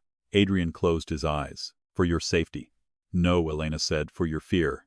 He opened his eyes. The words landed. He did not argue. She stepped closer, voice trembling with rage. You were afraid your enemies would find me, so you made sure I had no hospital, no job, no reputation, no place in the world except the shadows where you could watch me. Adrian's face tightened. That is not protection. No, he said quietly. That is possession. His eyes darkened. For 1 second the old Adrian flashed there, the man who would have burned cities rather than admit the truth. Then he breathed out. Yes. The word broke something. Not in Elena. In him. Yes, he repeated, lower. I called it protection because I could live with that word. But it was possession, fear, control. Everything my father taught me dressed in a gentler suit. Elena stared at him, stunned by the ugliness of the truth and the strange ache of hearing him finally say it.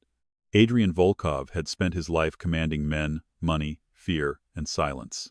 But this confession cost him more than any wound. Mia gripped Elena's arm. We need to leave. Roman spoke from the side. We can't. Mia snapped. Stop saying that. Roman's jaw tightened. Irina just announced over the entire hospital that your family owns access to Volkov records. Every enemy of his who heard that will want you alive or dead before sunrise. Elena turned cold. Adrian's head lifted sharply. Not owns. Roman looked at him. Adrian's expression had shifted. Something had clicked behind his eyes. What? Elena demanded. Adrian looked down the hallway where the speakers still hummed with dead static.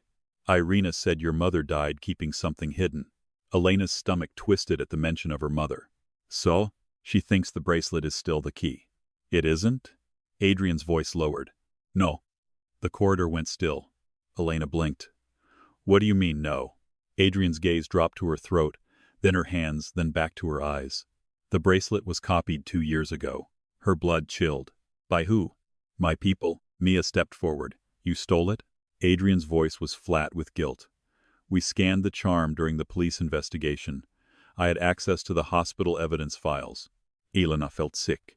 Her bracelet had been taken as evidence after the lockdown because it had been broken when she pulled the little girl across shattered glass. She had begged for it back. They had returned it 3 weeks later. Now she knew why. You copied my mother's bracelet. Yes. And never told me. Yes. You keep finding new ways to make me hate you. His eyes did not move from hers. I know. This time, the words did not sound like an apology. They sounded like a wound he had stopped trying to cover. Elena turned away, pressing both hands over her face. Mia moved with her immediately. Roman watched the stairwell. Adrian sat bleeding and silent beneath the hospital lights. Then Elena turned back. If the bracelet isn't the key anymore, why does Irina care? Adrian's gaze sharpened. Because she doesn't know I copied it. Roman looked at him. Boss. Adrian ignored him. Elena's voice lowered. What did you find? Adrian hesitated. Elena's eyes hardened. All of it. His expression changed at the echo of her earlier demand. Then he nodded once. My father kept records of everyone he owned. Politicians, judges, police captains, rival families, hospital executives, bankers, men who smiled in public and paid blood money in private. Elena thought of Margaret Sloan. The hospital board. The sudden pressure. The doors closing one after another. Her skin crawled. Adrian continued. But there was a second file, hidden behind the first. My father called it mercy. Elena's breath caught. Mercy? Not the hospital, your mother. The words struck like a hand closing around her heart. Mia whispered, Mom? Adrian's eyes moved between them. My father owed her his life. He didn't trust many people, but he trusted debt. He documented everything he owed. Money, protection, revenge. Elena barely recognized her own voice. What did he owe my mother? Adrian looked at her for a long time. Too long. Then he said, a child. Mia went completely still. Elena frowned. What? Adrian's face had become unreadable again, but not cold. Careful. Afraid. A child was hidden through your mother's clinic 31 years ago. My father arranged the papers. Your mother helped keep the child alive after the mother died. Elena shook her head. No, she did not know what she was rejecting. Only that something terrible was coming. Adrian said nothing. The silence filled with hospital alarms, distant footsteps, rain against glass. Mia's voice was small. Who was the child? Adrian looked at Elena. Elena. Her world disappeared. Not dramatically. Not all at once. It simply lost its edges. The floor. The walls. The men. The blood. Everything became Adrian's face. And that one impossible answer. No, she whispered. Mia's hand slipped from her arm. Elena? Adrian's voice was low. Your mother did not give birth to you. The corridor tilted. Elena reached for the wall but missed. Adrian tried to stand. Roman caught him before he tore something open. Elena, Adrian said. She backed away from him. No. Helena. No. Her voice rose, shaking so hard it broke. My mother was my mother. She was, Adrian said fiercely. She raised you. She protected you. She chose you. Nothing changes that. Everything changes. No. Everything changes. The shout echoed down the corridor. Mia stared at her, devastated, confused, afraid. Elena turned to her sister. Mia was 18, young enough to have known less, old enough to understand too much. Did you know? Elena whispered. Mia's face crumpled. No. Elena believed her. That almost made it worse. She pressed her hands against her stomach, trying to hold herself together. Her mother had not been her mother. Her life had been built on a secret. Her bracelet had been a key. Her career had been destroyed by a man who claimed fear made him cruel. And now that same man was telling her she had been hidden as a child inside the debt records of a dead Mafia king. Who were my parents? She asked. Adrian did not answer. Elena looked up slowly. Who were they? Roman's earpiece crackled. He went pale. Boss. Adrian's eyes stayed on Elena. Not now. Roman's voice hardened. Irina's men are moving toward West Recovery. Mia. Elena spoon. But Adrian's next words stopped everything. Your father was my father's enemy. Elena turned back, breath locked in her chest. Adrian looked like he hated every word. Your mother was his wife. Mia whispered. Whose wife? Adrian's jaw tightened. The head of the Morozov family. Roman swore under his breath. Elena did not know the name, but everyone else did. She could see it in Roman's face, in the guard's sudden stillness, in Adrian's haunted eyes. Elena swallowed. What does that mean? Adrian's voice lowered. It means you were not just hidden from my enemies. He looked toward the hallway where Irina's voice had last echoed. You were hidden from yours. The West Wing alarm began to scream. Mia's face went white. Elena ran. For 1 second, no one moved. Then Adrian roared, after her. Pain should have stopped him. Blood loss should have stopped him. The surgeon's stitches should have stopped him. But nothing in the hospital was strong enough to hold Adrian Volkov back when Elena ran toward danger. The corridor blurred around her.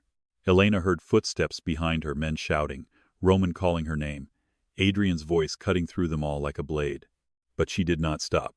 Mia had been moved to the West Recovery Room. Irina's men were going there. And Elena had just learned she was the daughter of a dead enemy family whose name could get them both killed. She rounded the corner and saw smoke. Not fire. Smoke granadus. The hallway was filling fast. Thick white clouds rolling beneath the ceiling lights. Nurses coughed and crawled away from the West Wing entrance. A guard lay unconscious near the door, blood at his temple. Elena grabbed a metal tray from a passing cart. Roman caught up to her. Stay behind me. No. He did not have time to argue. The recovery room door burst open. Mia stumbled out, coughing, one hand over her mouth. A masked man had his arm locked around her neck. Elena stopped breathing. The man dragged Mia backward. Move, and she dies. The hallway froze. Roman aimed but had no shot. 2 guards lifted weapons and lowered them again. Mia's eyes found Elena. Elena, she choked. Something ancient and violent rose inside Elena. Not nurse. Not victim. Not the woman Adrian had broken to save. Sister. She stepped forward. The masked man tightened his grip. I said don't move. Elena lifted both hands slowly. Take me instead. Roman's face went rigid. Elena. No. The man's eyes flicked over her. Recognition sparked. Elena saw it. He knew her face. Irina had made sure of it. You're the one, he said. Elena swallowed. Yes. Mia shook her head, tears streaking through the smoke. No. Elena took another step. I'm the one you came for. The man smiled beneath the mask. Then a voice behind Elena said, low and lethal, she is not yours to take. Adrian. He stood at the edge of the smoke, one hand pressed against his bleeding side, the other holding a gun. He looked like death had followed him out of surgery and decided to serve him instead. The masked man laughed nervously. You won't shoot. Not with the girl. Adrian's eyes did not move. No, he said. I won't. The man's confidence flickered. Adrian's gaze shifted to Elena. Just once. A question. Not an order. Elena understood it with terrifying clarity. For the first time, he was not deciding for her. He was asking if she trusted him with the next second. She hated him. She needed him. She nodded. Adrian fired. Not at the man. At the sprinkler pipe above him. The blast exploded water across the hallway. The masked man flinched. Elena moved. She swung the metal tray with everything she had, striking his wrist hard enough that his gun clattered to the floor. Mia dropped, coughing. Roman lunged. Adrian fired again, hitting the attacker's shoulder before he could reach for Elena. The man went down screaming. Elena grabbed Mia and pulled her into her arms. I've got you, I've got you. Mia sobbed against her. Water rained from the ceiling, mixing with smoke, blood, and the harsh white light of the hospital. Adrian lowered the gun. For 1 second, his eyes met Elena's through the falling water.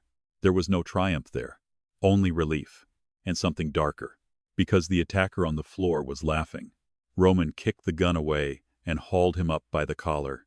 Who sent you? The man spat blood, then smiled at Elena. Morozov blood, he whispered, still alive. Elena went cold. Adrian stepped toward him, but pain stopped him halfway. Roman shook the man hard. Who sent you? The attacker looked past him, toward the end of the corridor. Elena turned. Irina stood there, drenched from the sprinklers. Perfect no longer. Her silver blonde hair clung to her face. Her black coat was soaked. Her eyes burned with a rage that had finally lost its polish. She looked at Adrian, then Elena, then Mia, and smiled. You see? Irina called through the rain and smoke. This was never a love story. Adrian raised the gun. Irina did not move. She looked only at Elena. This is a succession war. A red laser dot appeared on Elena's chest. Adrian saw it first. His face changed. Elena. He lunged from the wheelchair of his own broken body, throwing himself toward her as glass shattered from the window at the end of the hall. The shot rang out. Elena felt Adrian's weight slam into her. They hit the floor together. Mia screamed. Roman fired into the smoke. For a moment, Elena could not breathe under Adrian's body. Then she felt warmth spreading across her hands. Too much warmth. She looked down. Blood. Adrian's blood. Again. His face was inches from hers, jaw clenched, eyes open, breath ragged. He had taken the bullet meant for her. Elena, he whispered. She pressed both hands to the wound. No. No. No. No. No. Above them, Irina's voice faded into chaos as guards stormed the corridor. But Adrian's eyes stayed on Elena.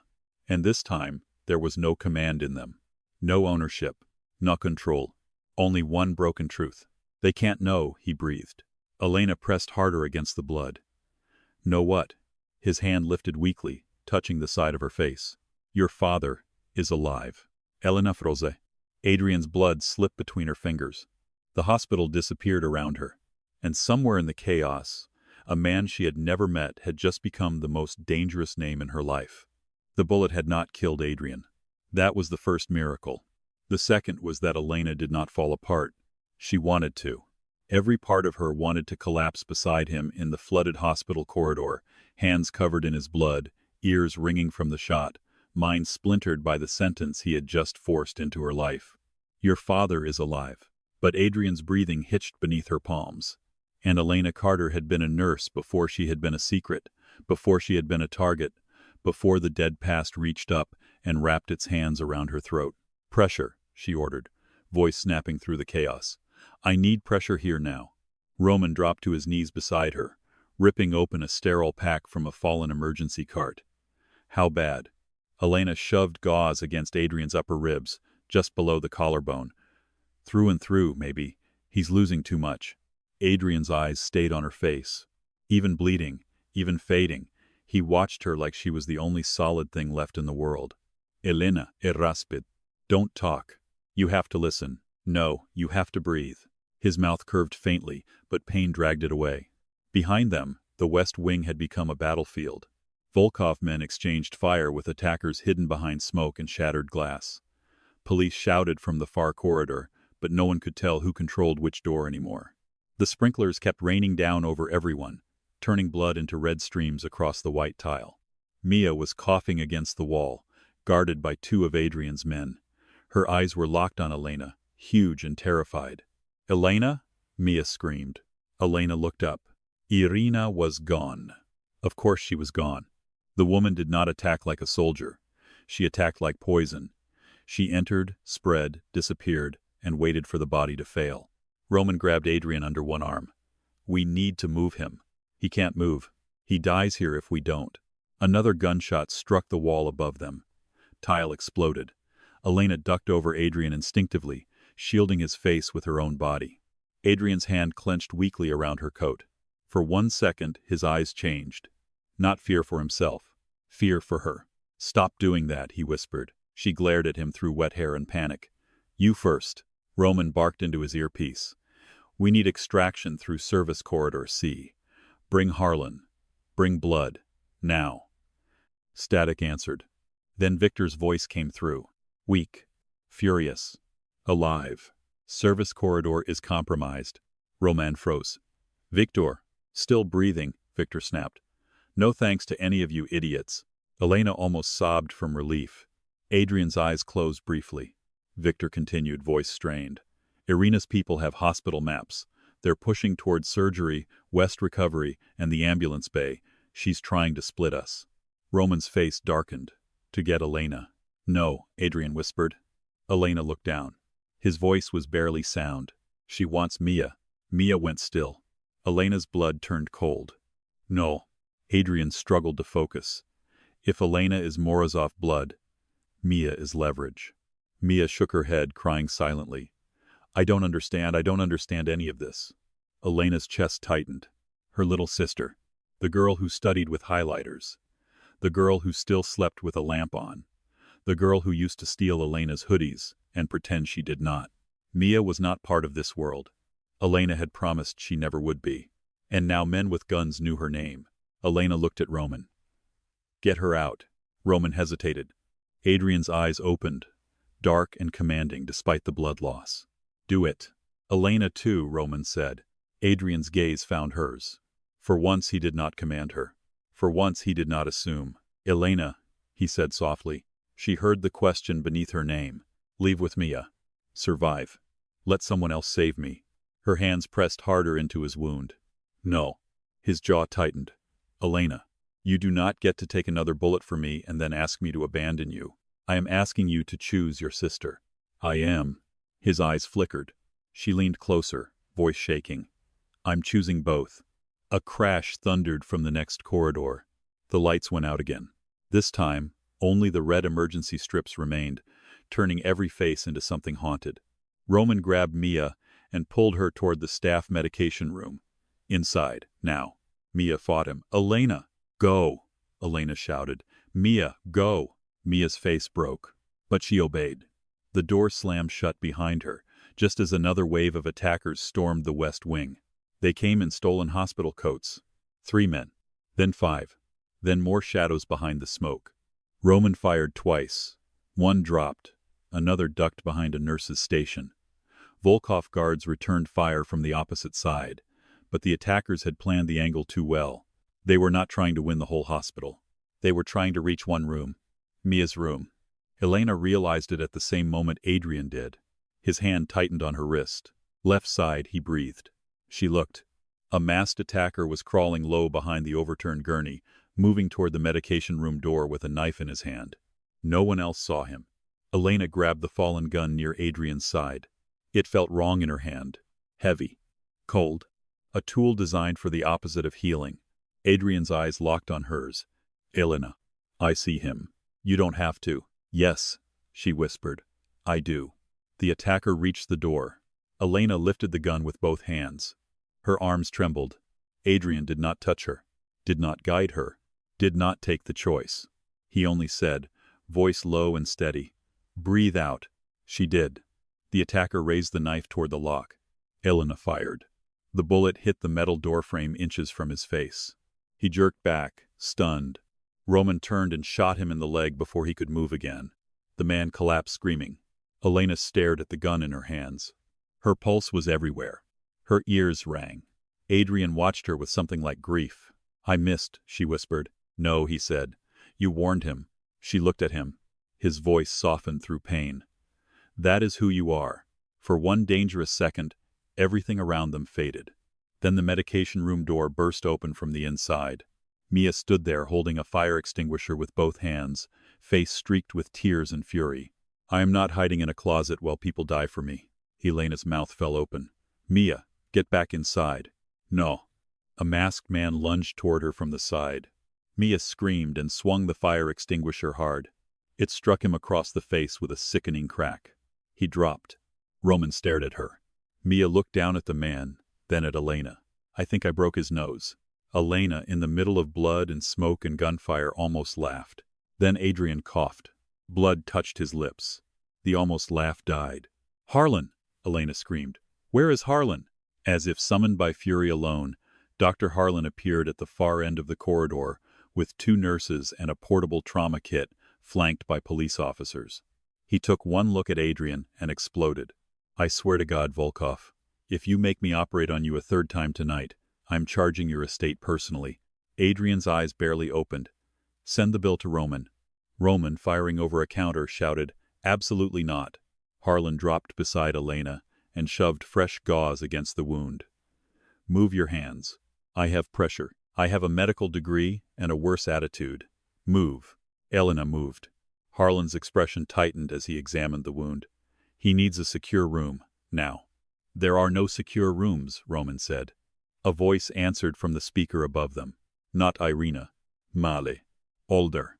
Smooth. Then perhaps you should stop pretending this hospital is yours. Every weapon in the corridor lifted. Adrian's body went completely still beneath Elena's hands. Even half-conscious, he recognized the voice. So did Roman. His face drained of color. Mia whispered, Who is that? Elena looked down at Adrian. His eyes were open now. Not fevered. Not confused. Haunted. The speaker crackled again. Elena Carter, the man said, each syllable careful, almost tender. Or should I call you by the name your mother gave you before they stole you from my house? Elena could not move. Adrian's hand found hers on the floor.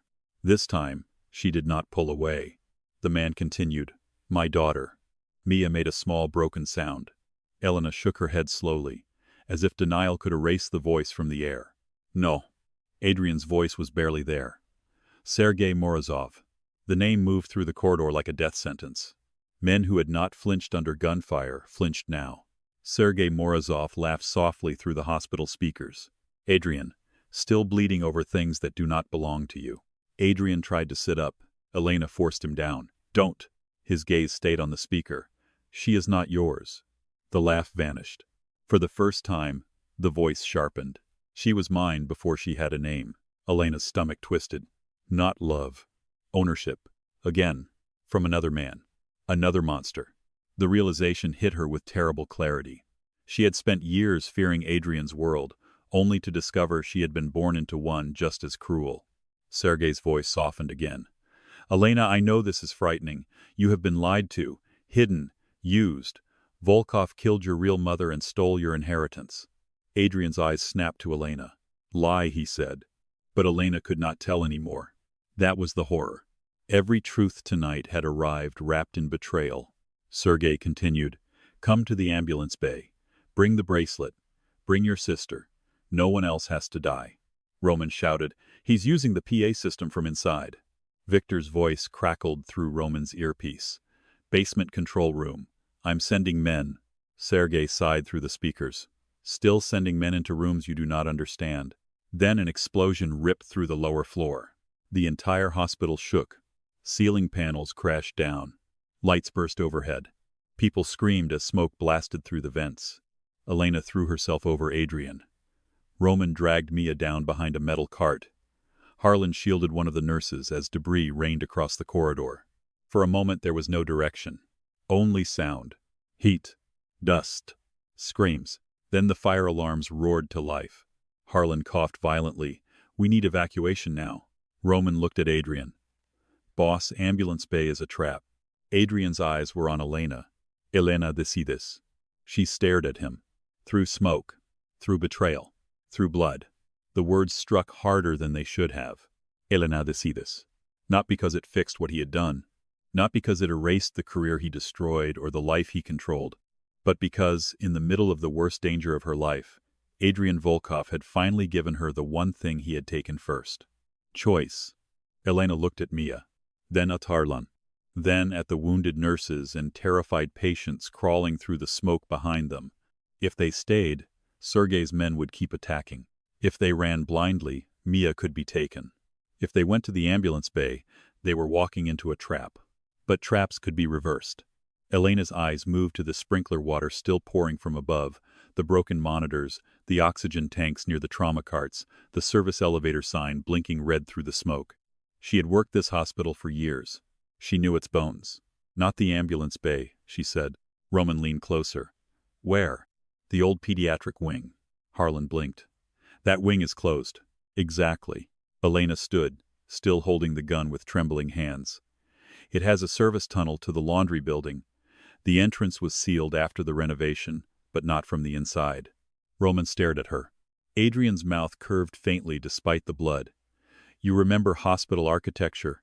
I remember places I used to cry where no one could find me." His smile disappeared. "Good. Let it hurt." Elena turned to Harlan. "Can you move him?" Harlan looked at Adrian. "Can I?" "Yes. Should I?" "Absolutely not." "Do it." Adrian looked up at Harlan. "You heard her." Harlan muttered, "I hate both of you." Within seconds, they had Adrian on a gurney. Roman took point. 2 guards surrounded Mia. Harlan and Elena stayed on either side of Adrian, keeping pressure on his wound as they moved. The hospital became a nightmare maze. They pushed through smoke-filled corridors, past broken glass, overturned chairs, abandoned stretchers, and patients being carried by nurses who looked too scared to cry. Somewhere behind them, Sergei's voice returned over the speakers, no longer gentle. "Elena, do not make me chase you." Mia whispered, "He sounds insane." Elena gripped the gurney rail. "He doesn't know us." Adrian's eyes opened slightly. "He will claim blood." Elena looked down at him. "Blood doesn't make family." Something moved across Adrian's face. Pain. Hope. Maybe both. They reached the closed pediatric wing through a side corridor half-blocked by storage carts. Faded animal decals still clung to the walls. A smiling yellow giraffe peeled at the corner near the nurse's station. Dust covered the floor. For one heartbeat, the place felt impossibly sad. Children had once healed here. Now it was another hiding place from men with guns. Roman forced the double doors shut behind them and wedged a metal cabinet across the handles. "Elena," he said. "Tunnel." She pointed down the hall. "Old playroom. Storage closet behind the mural." They moved fast. Too fast. Adrian groaned as the gurney wheels hit a broken tile. Elena leaned over him. "Stay awake." His eyes opened. "Bossy. You're alive because I'm bossy. Among other reasons." She glared. He almost smiled. Then gunfire erupted behind the barricaded doors. Mia screamed. The cabinet jumped as bullets slammed into the metal. Roman shouted, "Move!" They ran. The old playroom smelled like dust and forgotten disinfectant. A faded mural of clouds and cartoon stars covered the back wall. Elena shoved aside a stack of broken chairs and found the closet door. Locked. Move, Roman said, lifting his gun. No shooting. It'll tell them exactly where we are. Elena grabbed a fire axe from the wall case. Mia stared. Ellie? Elena's Vung. The first hit cracked the wood. The second split it. The third broke the lock. Roman looked impressed. Remind me never to upset nurses. Mia, breathless and terrified, said, too late for half this hallway. They pushed into the closet. Behind old cleaning supplies and rolled mats was a metal service panel. Elena's heart sank. Balte. Roman. He stepped forward with a knife and a small tool from his pocket. Behind them, the pediatric wing doors crashed open. Voices shouted. Sergei's men were inside. Adrian turned his head toward the sound. Give me a gun. Elena snapped. No. Elena. You can barely lift your head. I can still shoot. You can still bleed. Roman worked faster on the bolts. Mia gripped the fire extinguisher again like a weapon. Harlan whispered, this is easily the worst hospital shift of my career. Elena looked at him. You're doing great. I know. The first attacker appeared at the playroom entrance. Adrian's hand moved. Elena saw the gun hidden beneath the gurney blanket too late. He fired once. The attacker dropped behind the doorway with a shout. Elena rounded on him. Where did you get that? Adrian blinked slowly. I'm a criminal. This is not the time for honesty. You asked for no more lies.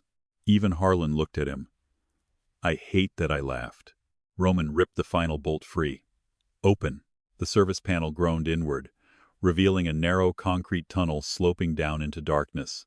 Cold air rushed out. Elena grabbed Mia's hand. Go. Mia looked at Adrian. Then at Elena. No, you first. Mia. I'm not leaving you behind again. Another bullet hit the closet frame. Roman shoved both sisters toward the tunnel. Everyone goes now. They entered the darkness one by one. Mia first. Then Elena. Then Harlan and the nurses pushing Adrian's gurney with brutal difficulty over the threshold. Roman entered last, firing twice before slamming the panel shut. Darkness swallowed them. Only emergency phone lights cut through the tunnel. Concrete walls pressed close. Pipes dripped overhead. The air smelled damp and metallic. The gurney wheels rattled too loudly, every sound echoing ahead of them. Elena walked beside Adrian, one hand still on his wound. Mia stayed close enough that their shoulders brushed. For almost 30 seconds, no one spoke. Then Sergei's voice echoed behind them. Not through speakers this time. Through the tunnel. Elena. Everyone stopped. The voice was distant, but real. He had found the passage. Roman cursed. Adrian's eyes opened. Elena felt his blood warm beneath her palm. Sergei called again. Closer now. You can run from Volkov lies, but you cannot run from what you are. Elena looked down the dark tunnel. Ahead, a faint rectangle of gray light showed the laundry exit. Behind, footsteps multiplied. Roman lifted his gun. Harlan whispered, we won't make it fast enough with the gurney. Adrian looked at Elena. He knew. She knew he knew. He was going to tell them to leave him. Before he could speak, Elena leaned over him and put one blood-covered finger against his mouth. Don't. His eyes held hers. Elena. No heroic sacrifice, no dramatic death, no making choices for me. His gaze softened in the dark. Then a voice came from ahead. Drop your weapons. Police.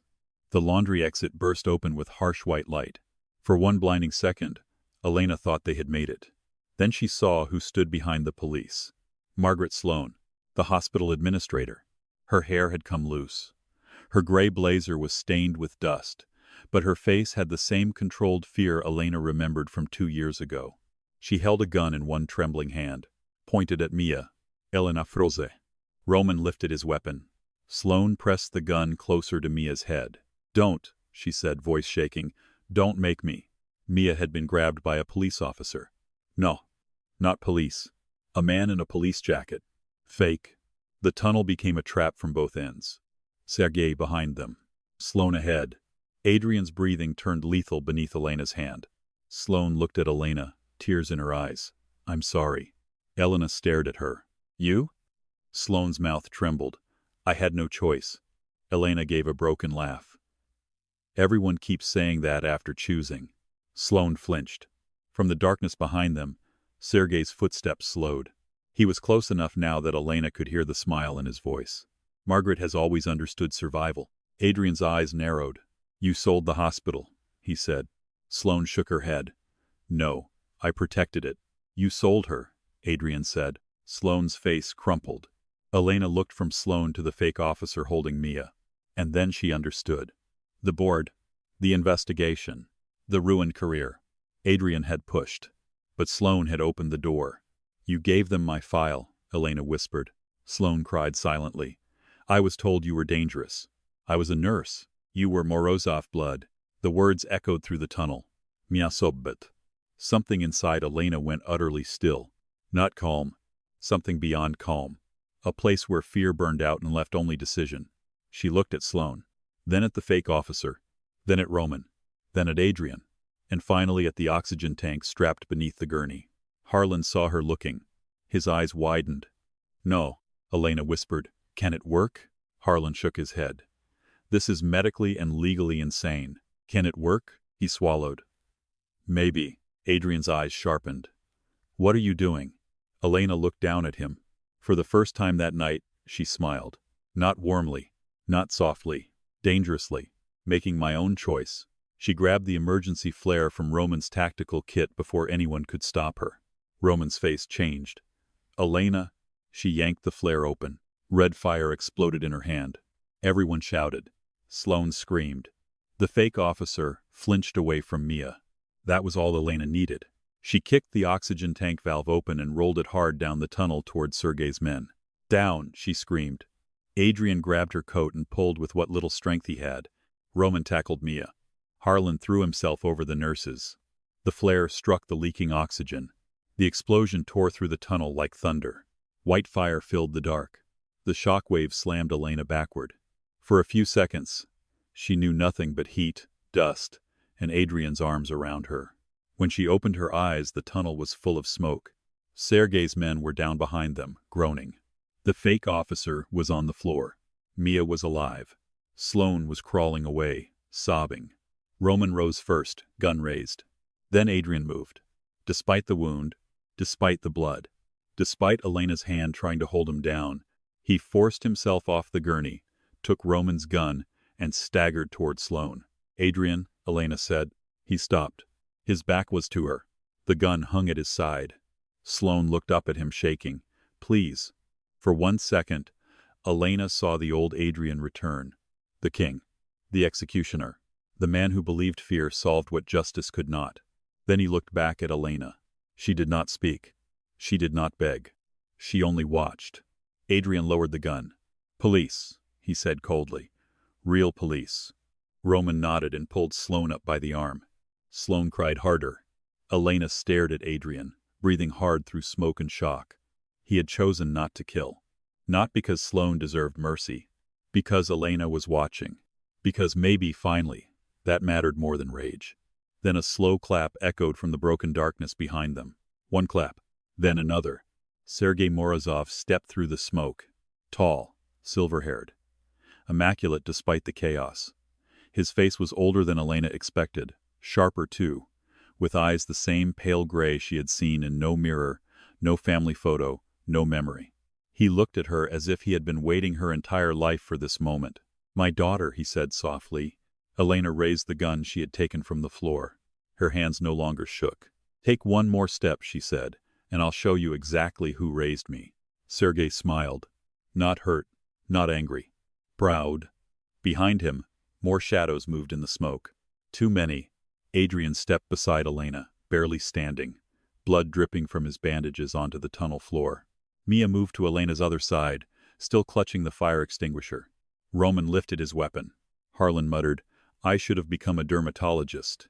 Sergei's smile widened. The city has waited a long time for you, Elena. Adrian's voice was low beside her. Not Elena. Sergei's eyes shifted to him. Adrian's face was pale, ruined, and lethal. Carter, he said. Her name is Elena Carter. For the first time, Sergei's smile disappeared. And Elena realized the war had finally begun. Sergei Morozov did not look at Adrian when the smile left his face. He looked at Elena. That was worse. Because in his gray eyes she saw no surprise, no fatherly grief, no shock at finding his lost daughter standing in a smoke-filled tunnel with a gun in her hands. She saw assessment, as if he were measuring how much of her could be claimed. as if blood gave him the right to inventory her soul. Elena Carter, Sergei repeated slowly. The name sounded wrong in his mouth, like something clean dragged across broken glass. Mia stepped closer to Elena, fire extinguisher still clutched like a weapon. Her face was pale and streaked with dust, but her chin was lifted. She said, "Stop." Sergei's eyes moved to Mia. For one terrifying second, the tunnel changed temperature. Adrian shifted beside Elena, pain carving hard lines into his face. Roman raised his weapon higher. Harlan dragged one of the nurses behind the gurney. Sergei smiled faintly at Mia. "Brave little sister." Mia's grip tightened. "Real sister." Something flickered in Elena's chest. Not fear. Not pain. Love. Simple. Fierce. Undeniable. Whatever documents had been forged, whatever blood had been hidden, whatever dead families and criminal kings had circled her life before she could walk, Mia was her sister. Her mother was still her mother. And no man standing in smoke with armed shadows behind him got to rewrite that. Elena lifted the gun steadier. "You don't get to speak to her." Sergei's eyes returned to Elena. For the first time, something like amusement touched them. "There she is. I said don't move. I heard you. Then listen." Adrian's voice came low beside her. "Elena." She did not look at him. Not because she did not hear the warning. Because if she looked at him, she might see how close he was to falling. Blood had soaked the side of his hospital gown and the bandage beneath it. His breathing had become shallow, measured, dangerous, only because pride was holding his body together where medicine no longer could. He had taken a bullet for her. Again. And still, he stood. Elena hated him for that. Loved him for it. Hated herself for both. Sergei took half a step forward. Elena's finger tightened. Roman's gun clicked. Adrian's voice turned lethal. "Another step and this tunnel becomes your grave." Sergei did not stop because of the threat. He stopped because Elena did not lower the gun. His gaze softened in a way that felt practiced, almost elegant. "They told me you were dead," he said. Elena's stomach twisted.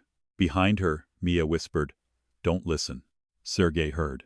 His eyes did not leave Elena. "They put a tiny body in the ground and told me it was my daughter. They told me my wife was gone, my house was burned, my bloodline ended." Elena swallowed hard. The gun felt heavier. "I don't care." A flash of pain crossed Sergei's face. Maybe real. Maybe weaponized. With men like him, even grief came sharpened. "You will." "No," Elena said. "I won't. Because whatever happened before I was old enough to remember, you didn't come looking for a daughter tonight. You came with guns." Sergei's expression cooled. There. Truth beneath the velvet. Elena saw it. So did Adrian. Sergei tilted his head. "I came into a hospital controlled by Volkov men. You bombed the lower floor. A distraction. People could have died. People always die when Volkovs are near." Adrian's jaw tightened. Elena's eyes burned. "Don't you dare use that like you're different." Sergei's face hardened. "Good. Let him be offended." She was tired of monsters pretending their violence was philosophy. Elena took one step forward. Roman hissed, "Elena." She ignored him. "You want to talk about Volkov lies? Fine, he lied. He controlled my life. He hurt me, and called it protection. And when this is over, he will answer for that." Adrian stood still beside her. He did not defend himself. He did not interrupt. That silence gave her strength. Elena kept the gun trained on Sergei. "But you used my mother's death to lure me. You sent men after my sister. You turned a hospital into a war zone. So don't stand there and say daughter like it makes you holy." Sergei stared at her. The shadows behind him shifted. For the first time, the men with him looked uncertain, not afraid of her gun, afraid of the way Sergei was watching her, as if Elena had just become less easy to collect. Mia moved to her side. Then Roman stepped beside Adrian. Then Harlan, with blood on his gloves and fury in his eyes, stood behind the gurney and snapped, "I don't know what criminal family therapy session this is, but my patient is actively bleeding out, and I am not losing him in a maintenance tunnel because rich men with father issues can't schedule meetings like normal psychopaths." For half a second, no one spoke. Then Mia let out one broken, hysterical laugh. Elena nearly did too. Even Adrian's mouth twitched, though pain stole it quickly. Sergei's eyes moved to Harlan with faint contempt. "You are irrelevant." Harlan pointed at Adrian's wound. So is your speech if he dies before you finish it. Adrian exhaled sharply. Doctor. No, Harlan snapped. I have listened to enough of you tonight. Roman looked almost impressed. Sergei's face darkened. Then from behind him came a scream. Not close. Farther down the tunnel. A man's scream cut short. Then another. Sergei's head turned. So did Adrian's. Roman stepped forward, listening. From the smoke behind Sergei, movement broke into chaos. Shadows collided. Gunfire cracked twice, but not toward Elena. Men shouted in Russian. A body hit the concrete. Sergei's face changed. Not fear. Recognition. Adrian whispered one word. Victor. Through the smoke, Victor emerged like a dead man refusing the grave. His shirt was soaked red beneath an emergency dressing. One arm was strapped tight across his side. His face was gray with pain. But his gun was steady, and behind him came real police in tactical gear, their weapons raised. At Victor's side walked a woman Elena had never seen before. Older. Black hair streaked with silver, a long scar cut from her jaw to her throat. She wore a paramedic jacket over tactical armor and carried herself with the terrifying calm of someone who had survived every room she had entered. Sergei went utterly still. The woman stopped behind him. Hello, Sergei. His face lost color. Elena looked at Adrian. Adrian looked just as stunned. The woman's eyes moved to Elena, and for one strange second, her expression softened. Elena Carter, she said, your mother asked me to find you if this day ever came. Elena's world tilted. My mother? The woman's voice was quiet. Rebecca Carter, the woman who raised you. Tears hit Elena's eyes so fast she almost lowered the gun. Mia grabbed her wrist gently, steadying her. The woman stepped into the tunnel light. My name is Nadia Vale. I worked with your mother at the clinic before either of you were born. Sergei's voice turned cold. Liar. Nadia smiled without warmth. You always hated women with records. Victor moved closer, keeping his gun on Sergei's men. She contacted me 3 months ago. Adrian looked at him sharply. You knew? Victor's jaw tightened. I knew there was a contingency file, not what was in it. Adrian's eyes went dark. You should have told me. Victor laughed once, bitterly. You were very busy destroying yourself over a blonde nurse. Elena almost turned. Almost. But Nadia's gaze held her. Elena, Nadia said, your mother left proof. Not with Adrian, not with Sergei. With me. Sergei's men shifted uneasily as tactical police pushed them back, weapons raised. Roman moved quickly, disarming two closest to him. The balance in the tunnel changed again. For once, not toward the men who owned the war. Toward the woman holding the secret. Nadia reached into her jacket. Roman's gun snapped toward her. She froze, then slowly pulled out a small waterproof envelope. Easy, she said. It's paper, not a miracle. She held it out. Elena did not move. Mia took it first, careful, then handed it to her. The envelope was old, edges worn soft, sealed in plastic. On the front, written in handwriting, Elena knew better than her own name, were 3 words. For my girls. Elena's knees almost failed. Mia made a broken sound. Adrian took one step toward her instinctively, then stopped himself. That hurt more than if he had touched her, because he had remembered. Choice. Elena opened the envelope with shaking fingers. Inside was a letter. Not long. Rebecca Carter had never wasted words when truth mattered. Elena unfolded it. The tunnel blurred. Mia pressed close to read beside her. Me Elena. If you are reading this, then the past finally found you. I am sorry. I wanted to tell you 1,000 times. I tried when you were 18, but you looked so happy wearing that bracelet, and I was a coward because I wanted one more day where you were only my daughter. You were placed in my arms during a storm with blood on your blanket, and no name that was safe to keep. Your birth mother begged me to save you. Not your father. Your mother. Remember that first. Elena's breath broke. Mia sobbed silently beside her. Elena kept reading. Sergei Morozov will claim you by blood. Do not believe that blood means love. He loved power long before he loved anyone. Your birth mother ran because she learned what he planned for you.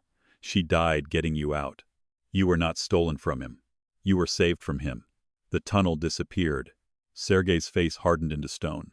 Elena looked up at him. For the first time, she saw rage beneath his elegance.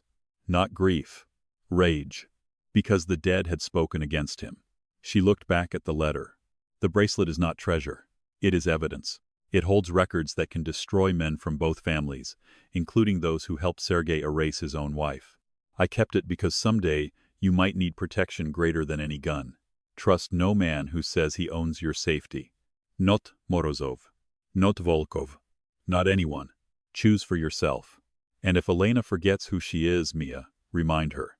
You are sisters because I said so. You are mine, because I loved you. That is the only blood that ever mattered in our home. Elena could not see through the tears. Mia wrapped both arms around her. This time, Elena let herself break. Not for long. Only 1 second.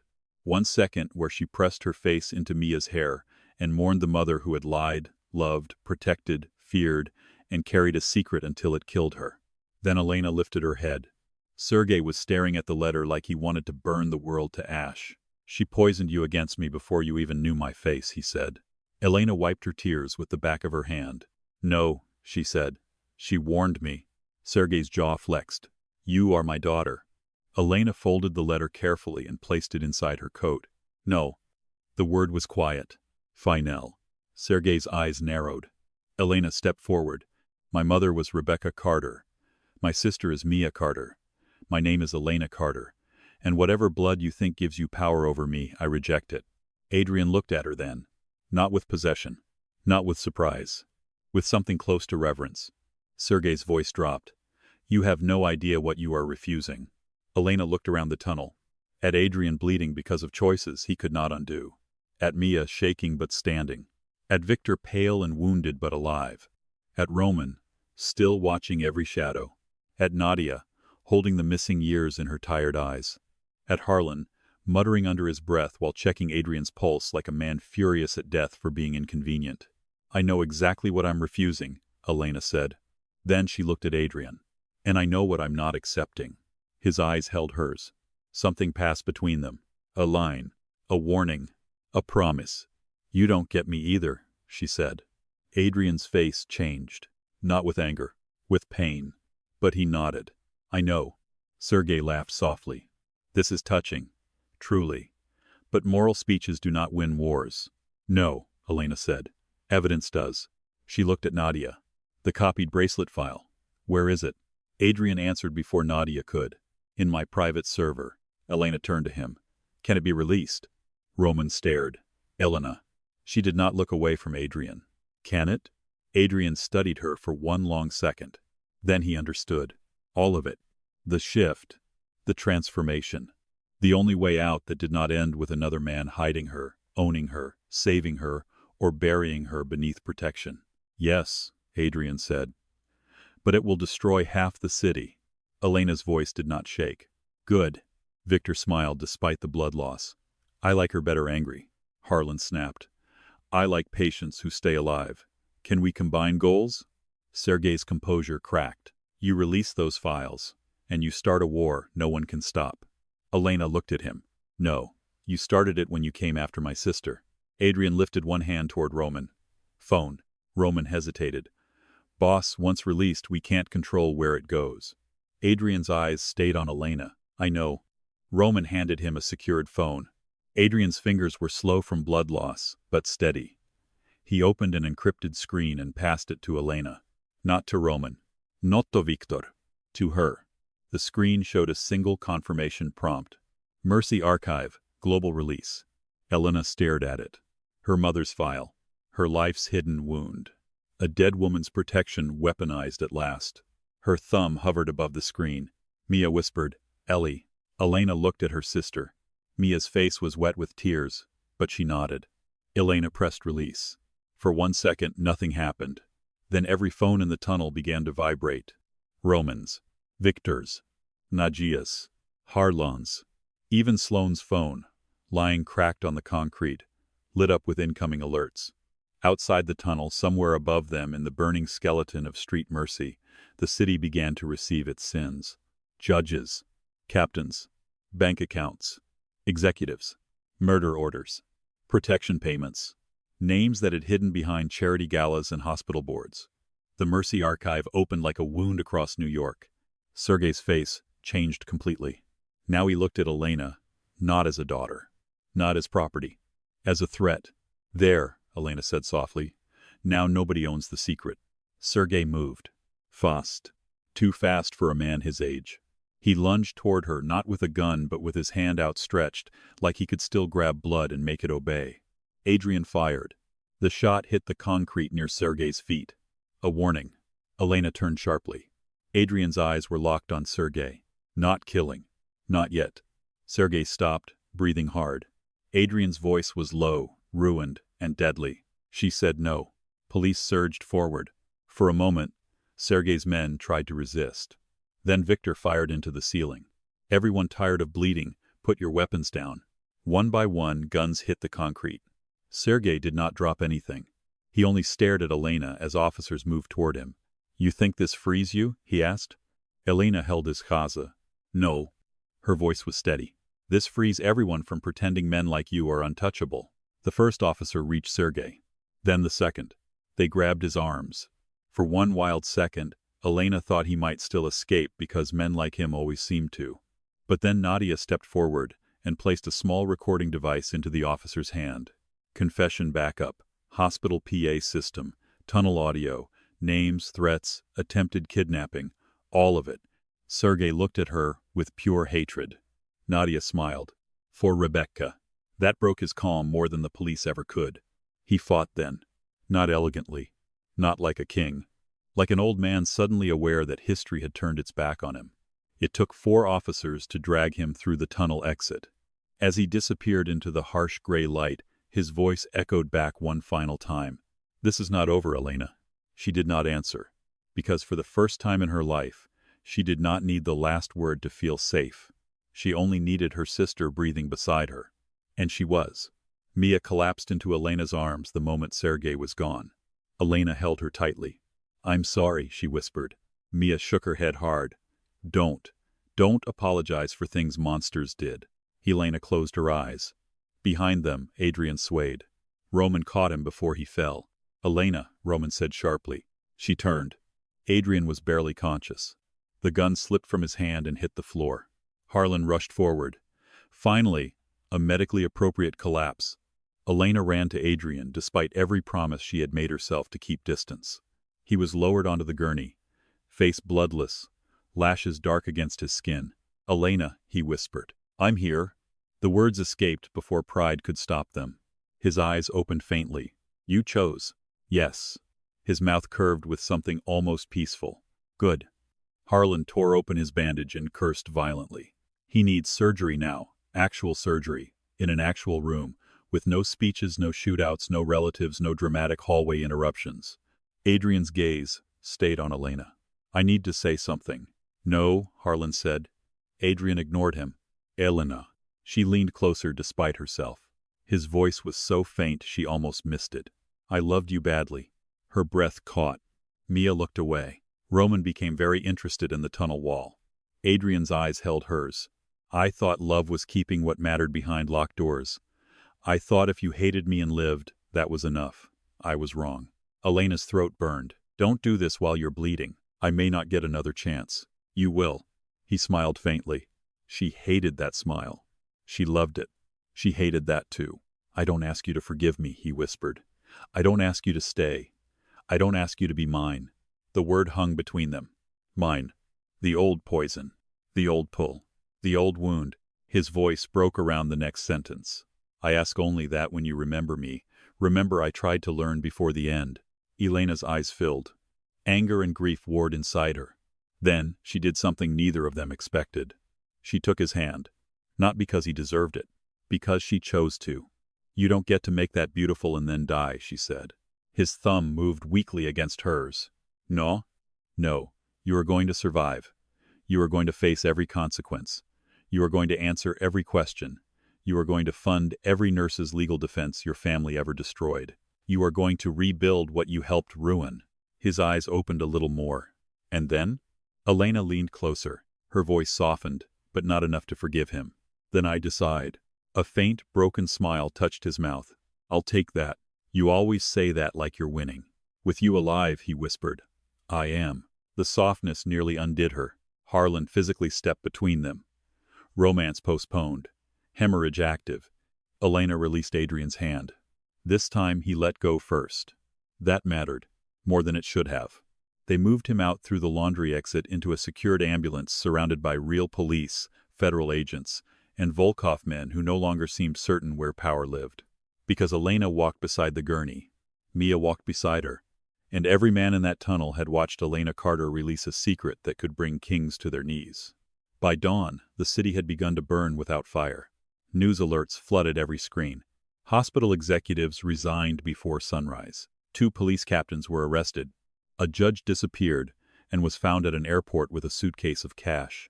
Sergei Morozov was taken into federal custody under a name he had spent 30 years pretending was dead. Irina was not found. That was the shadow left over the morning, the unfinished blade. But for the first time, Elena did not feel like prey, waiting for it to fall. She sat in a private recovery room, with Mia asleep against her shoulder, wrapped in a hospital blanket, face finally peaceful beneath exhaustion. Across the hall, Adrian was in surgery again, alive when they wheeled him in. That was all Elena allowed herself to know. Roman stood outside the door. Victor, against every medical recommendation, had been placed in the next room and was already threatening to fire anyone who told him to rest. Nadia sat near the window, silent, holding a paper cup of coffee she had not touched. Elena looked at her. "Did my mother suffer?" Nadia's face softened. "Yes," she said honestly, "but not because of you." Elena closed her eyes. Nadia continued. "She was afraid the truth would hurt you." "It did." "I know. But she saved me." "Yes." Elena looked down at Mia. "She saved both of us." Nadia nodded. "She used to say biology starts a life. Love builds one." Elena's tears came quietly this time. No violence. No collapse. Just grief finally allowed to breathe. Hours later, Dr. Harlan entered the room. His surgical cap was still on. His eyes were tired. His gown was stained. Elena stood so fast, Mia woke. Harlan held up one hand. "He's alive." The room exhaled. Mia whispered. "Unfortunately?" Elena looked at her. Mia wiped her eyes. "Too soon?" A laugh broke out of Elena unexpectedly. Small. Wet. Human. Harlan's mouth twitched. "He is the most medically uncooperative man I have ever treated. But he is alive." Elena pressed a hand to her chest. For a moment she could not speak. Then she nodded. "Can I see him?" Mia looked at her. Not judging. Just worried. Elena touched her sister's cheek. "I'm not choosing him over you." Mia's eyes softened. "I know. I'm choosing what I need to say." Mia nodded. "Then say it loudly. He seems hard to train." Elena smiled. "A real one, almost." When she entered Adrian's room, he was pale, unconscious, and surrounded by machines. No empire.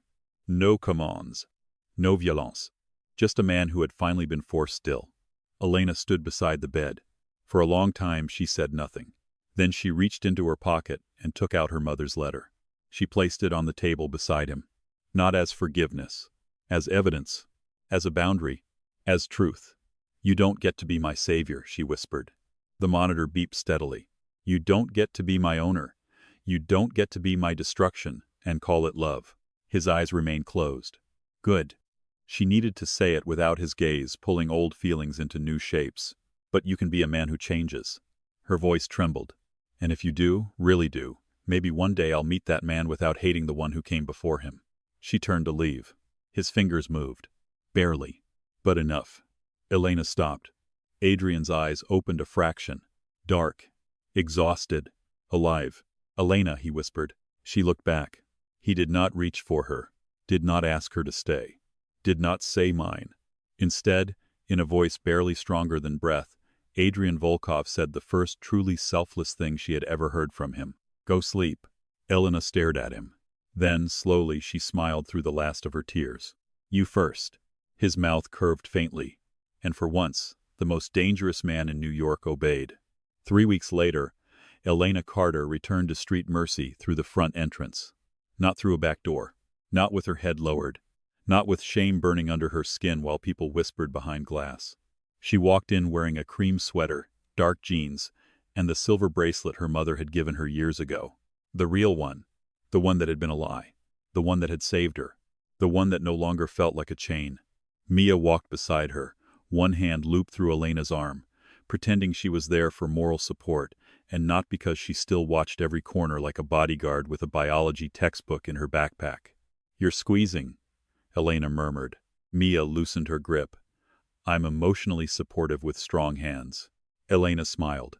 It still surprised her when that happened. Smiling. Sleeping. Waking without reaching for her phone to see if someone had died. The city had not become peaceful overnight.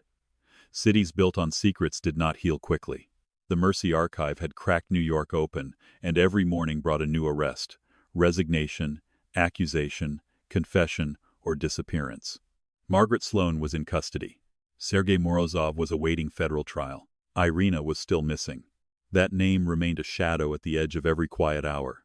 But Elena had learned something after watching empires bleed under fluorescent lights. A shadow was not the same as a cage. The hospital lobby quieted when people recognized her. Nurses stared.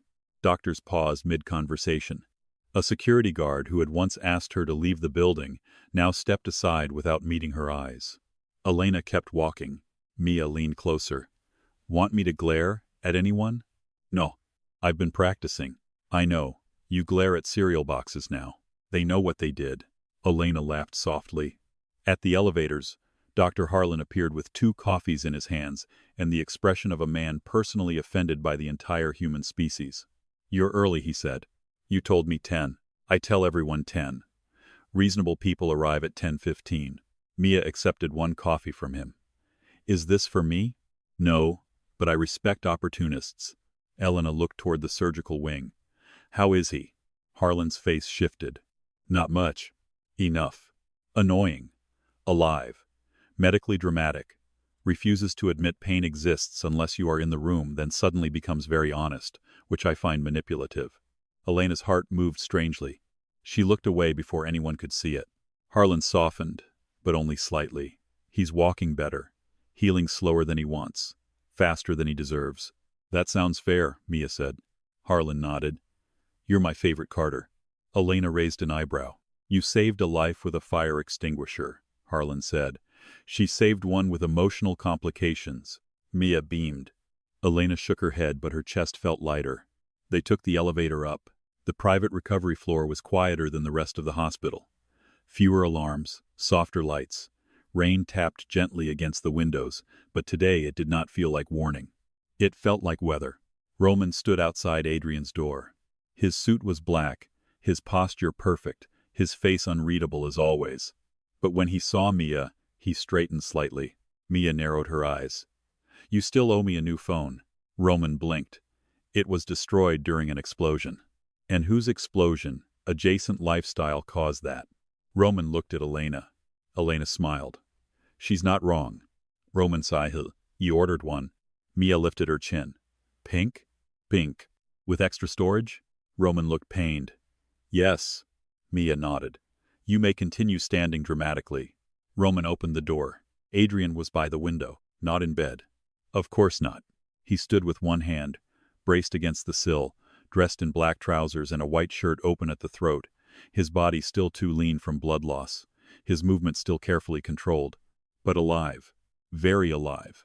The morning light touched the sharp line of his jaw, the dark hair falling slightly over his forehead, the bruises fading along his cheek and throat. He looked less like a king now, more like a man who had survived his own kingdom. When he turned, his eyes found Elena first. They always did. But he did not move toward her. He had learned that much. "Elena," he said. Her name sounded different now, still dangerous in his mouth, but no longer claimed. Mia folded her arms. "I'm also here." Adrian's gaze shifted to her. "Mia, I'm watching you." I assumed. "If you emotionally damage her again, I will become a problem." Adrian looked at her seriously. "You already are." Mia blinked. Then, despite herself, smiled a little. "Good answer." Elena touched her sister's arm. "Can you give us a minute?" Mia's smile faded. Elena squeezed gently. "I'm okay." Mia studied her, then looked at Adrian. "Door stays open." Adrian nodded. "Door stays open." Mia backed out slowly, pointing 2 fingers at her eyes, then at him. Roman wisely said nothing as she exited. Elena and Adrian were left in the room with open space between them, machines humming quietly, and all the things neither of them could undo. Adrian looked thinner, tired, human in a way she had once thought impossible. On the table beside his bed sat her mother's letter, carefully protected in a clear folder. He had not moved it. Elena noticed that first. "You read it?" she asked. "Yes." "And?" His jaw flexed. "She loved you well." Elena's throat tightened. "She lied to me." "Yes," Adrian said, "and she loved you well." The answer hurt because it was true. Elena moved to the window, standing several feet away from him. Outside, the city looked almost clean beneath the rain. Almost. "I went to the board hearing yesterday." "I know." Her eyes cut to him. Adrian immediately corrected himself. "Harlan told me." "Better." A faint smile touched his mouth and vanished. Elena looked back outside. They offered reinstatement. Adrian said nothing. They apologized, publicly, very carefully, with lawyers in the room. His gaze lowered. "Good." "I said no." That made him look up. Elena smiled faintly at the surprise he tried to hide. "I thought I wanted my old life back," she said. "I thought if Street Mercy admitted what happened, if everyone knew I wasn't the scandal, if my name was clean again, maybe I would feel restored." "And did you?" "No." Rain moved down the glass in silver lines. "I felt free." Adrian watched her quietly. Elena turned to him. "I'm opening a clinic." His expression changed. Not surprised this time. Something softer. "A clinic?" "For nurses who were pushed out, patients who can't afford private doctors, women who need somewhere safe before violence becomes a headline." She looked at her mother's letter. "I'm calling it Rebecca House." Adrian's eyes moved to the letter, then back to her. "That is a good name." "I know." A silence passed between them. Then Elena said, "I'm funding it with the settlement from the hospital." Adrian nodded once. "And," she continued, "with money from you." He went still. Elena held up one hand. "Not a gift, not protection, not guilt dressed as generosity." "What then?" "Restitution." Adrian absorbed the word. Slowly. Fully. Then he nodded. "How much?" Elena looked him in the eye. "A lot." For the first time in weeks, something almost amused entered his expression. "Specific." "I have a lawyer now. I heard." "Harlan?" "Mia." Elena almost laughed. "Of course." Adrian's face sobered. "Whatever you need, it's yours." "No." Her voice sharpened gently. "That's the old language." He paused, then corrected himself. "Whatever amount your lawyer determines I owe, I will pay." Elena studied him. "Better." The corner of his mouth moved. "I'm learning." "Yes," she said, "you are." That was the dangerous part. Because the monster was easier to hate when he stayed monstrous. But Adrian Volkov was changing. Not beautifully. Not quickly. Not in some magical way that erased the damage. He was changing like a man dragging himself over broken glass because the door on the other side mattered. Elena respected that. She was not ready to trust all of it. But she respected it. Adrian reached slowly toward the table and picked up a folded document. He held it out. Elena did not take it immediately. "What is that?" "A list." "Of?" "Every person I paid, pressured, or threatened to keep you away from hospital work." The room went quiet. Elena's breath caught. Adrian's voice remained steady, but his hand tightened slightly on the paper. "Names, dates, amounts, instructions, everyone involved. I already sent copies to your lawyer and federal investigators." Elena stared at the document. For 2 years, she had lived inside a fog of humiliation. Now he was handing her the map. Her eyes burned. "Why?" "Because truth should not depend on whether you stand in the room with me." She looked at him then. Really looked. And for the first time she saw not the man who had taken her choice, but the man trying to give it back even when it cost him. Elena took the paper. Her fingers brushed his. Only for a second. Adrian went still as if that brief touch hurt more than surgery. She pulled back. Not cruelly. Carefully. "I'm still angry," she whispered. "I know. I may always be angry about parts of it. You should be. I don't know what you and I become after this." Adrian's eyes held hers. "No one has to know today." The answer surprised her. It should not have. But it did. Elena smiled sadly. That almost sounded healthy. "I hated it." A laugh escaped her before she could stop it. Adrian's face softened at the sound. Not possessive. Grateful. That nearly broke her heart all over again. Behind them, Mia appeared in the doorway. "Time check. If anyone is kissing, I'm throwing hospital pudding." Elena turned. "No one is kissing." Mia looked at Adrian. Good. You are on probation. Adrian inclined his head. Understood. Possibly forever. Also understood. Roman appeared behind Mia, holding a pink phone box. Mia gasped. You actually got it? Roman handed it to her like a peace treaty. With extra storage. Mia looked at him, then at the box, then back at him. You may live. Roman nodded solemnly. Thank you. For one strange, impossible moment, the room felt almost normal.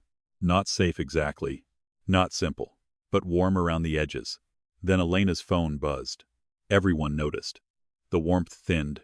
She looked down. Unknown number. No message. Just an image. A black and white photograph of Rebecca Carter, younger than Elena had ever seen her, standing outside a clinic with Nadia beside her. On the back wall behind them, half hidden in the shadows, stood a silver-blonde woman. Irina, younger, watching. Below the image was one line. Your mother trusted the wrong people too. Elena's blood turned cold. Adrian took one step toward her, then stopped himself. Elena. She stared at the screen. Mia moved beside her. What is it? Elena could feel the old fear waiting. The one that wanted her to hand the phone to Adrian and let his darkness answer darkness. But she did not. She closed her fingers around the phone. Then she looked at Adrian. Irina is alive. His face became lethal. Roman was already reaching for his weapon. Mia vent pale. But Elena did not tremble. Not this time. She looked at the photo again, at her mother's young face, at Nadia, at Irina in the background like a secret that had learned to breathe. Then Elena put the phone in her pocket. Adrian's voice was low. What do you want to do? Not what should I do? Not where should I take you? Not who should I kill? What do you want to do? Elena looked at him, then at Mia, then at the rain-washed city beyond the window. For the first time, danger did not feel like a hand dragging her backward. It felt like a road she could choose how to walk. We build the clinic, she said. Adrian studied her. And Irina? Elena's expression hardened. If she wants to come out of the shadows, let her. Mia smiled slowly. That sounded terrifying. Good. Adrian's eyes held Elena's with something fierce and quiet. Pride. Restraint. Love, maybe. But this time, he did not say it. He let it exist without demanding an answer. Elena walked toward the door, Mia beside her. At the threshold, she paused and looked back. Adrian stood by the window, pale and wounded, no longer a king commanding her return. Just a man waiting to be chosen, or left. Elena, he said softly. She lifted an eyebrow. He glanced at the open door, at Mia, at Roman, at all the witnesses she had once needed to feel safe. Then he said, Thank you for coming back today. Her throat tightened. She nodded once. You're welcome. Then she left the room on her own feet. Mia slipped her hand into Elena's as they walked down the corridor. You okay? Mia asked. Elena thought about the bracelet on her wrist, her mother's letter in her coat, the clinic that did not exist yet but already felt like home, the man in the recovery room who had loved her badly and was trying painfully to learn another way, and the woman in the shadows who had just reminded them that some ghosts were still awake. Elena squeezed her sister's hand. No, she said honestly. Then she looked toward the hospital exit, where rain had stopped and sunlight was breaking across the wet glass. But I will be. Behind her, in the room she had just left, Adrian Volkov watched Elena Carter walk away and did not follow. For the first time in his life, he understood that love was not the hand that held someone still. It was the courage to leave the door open.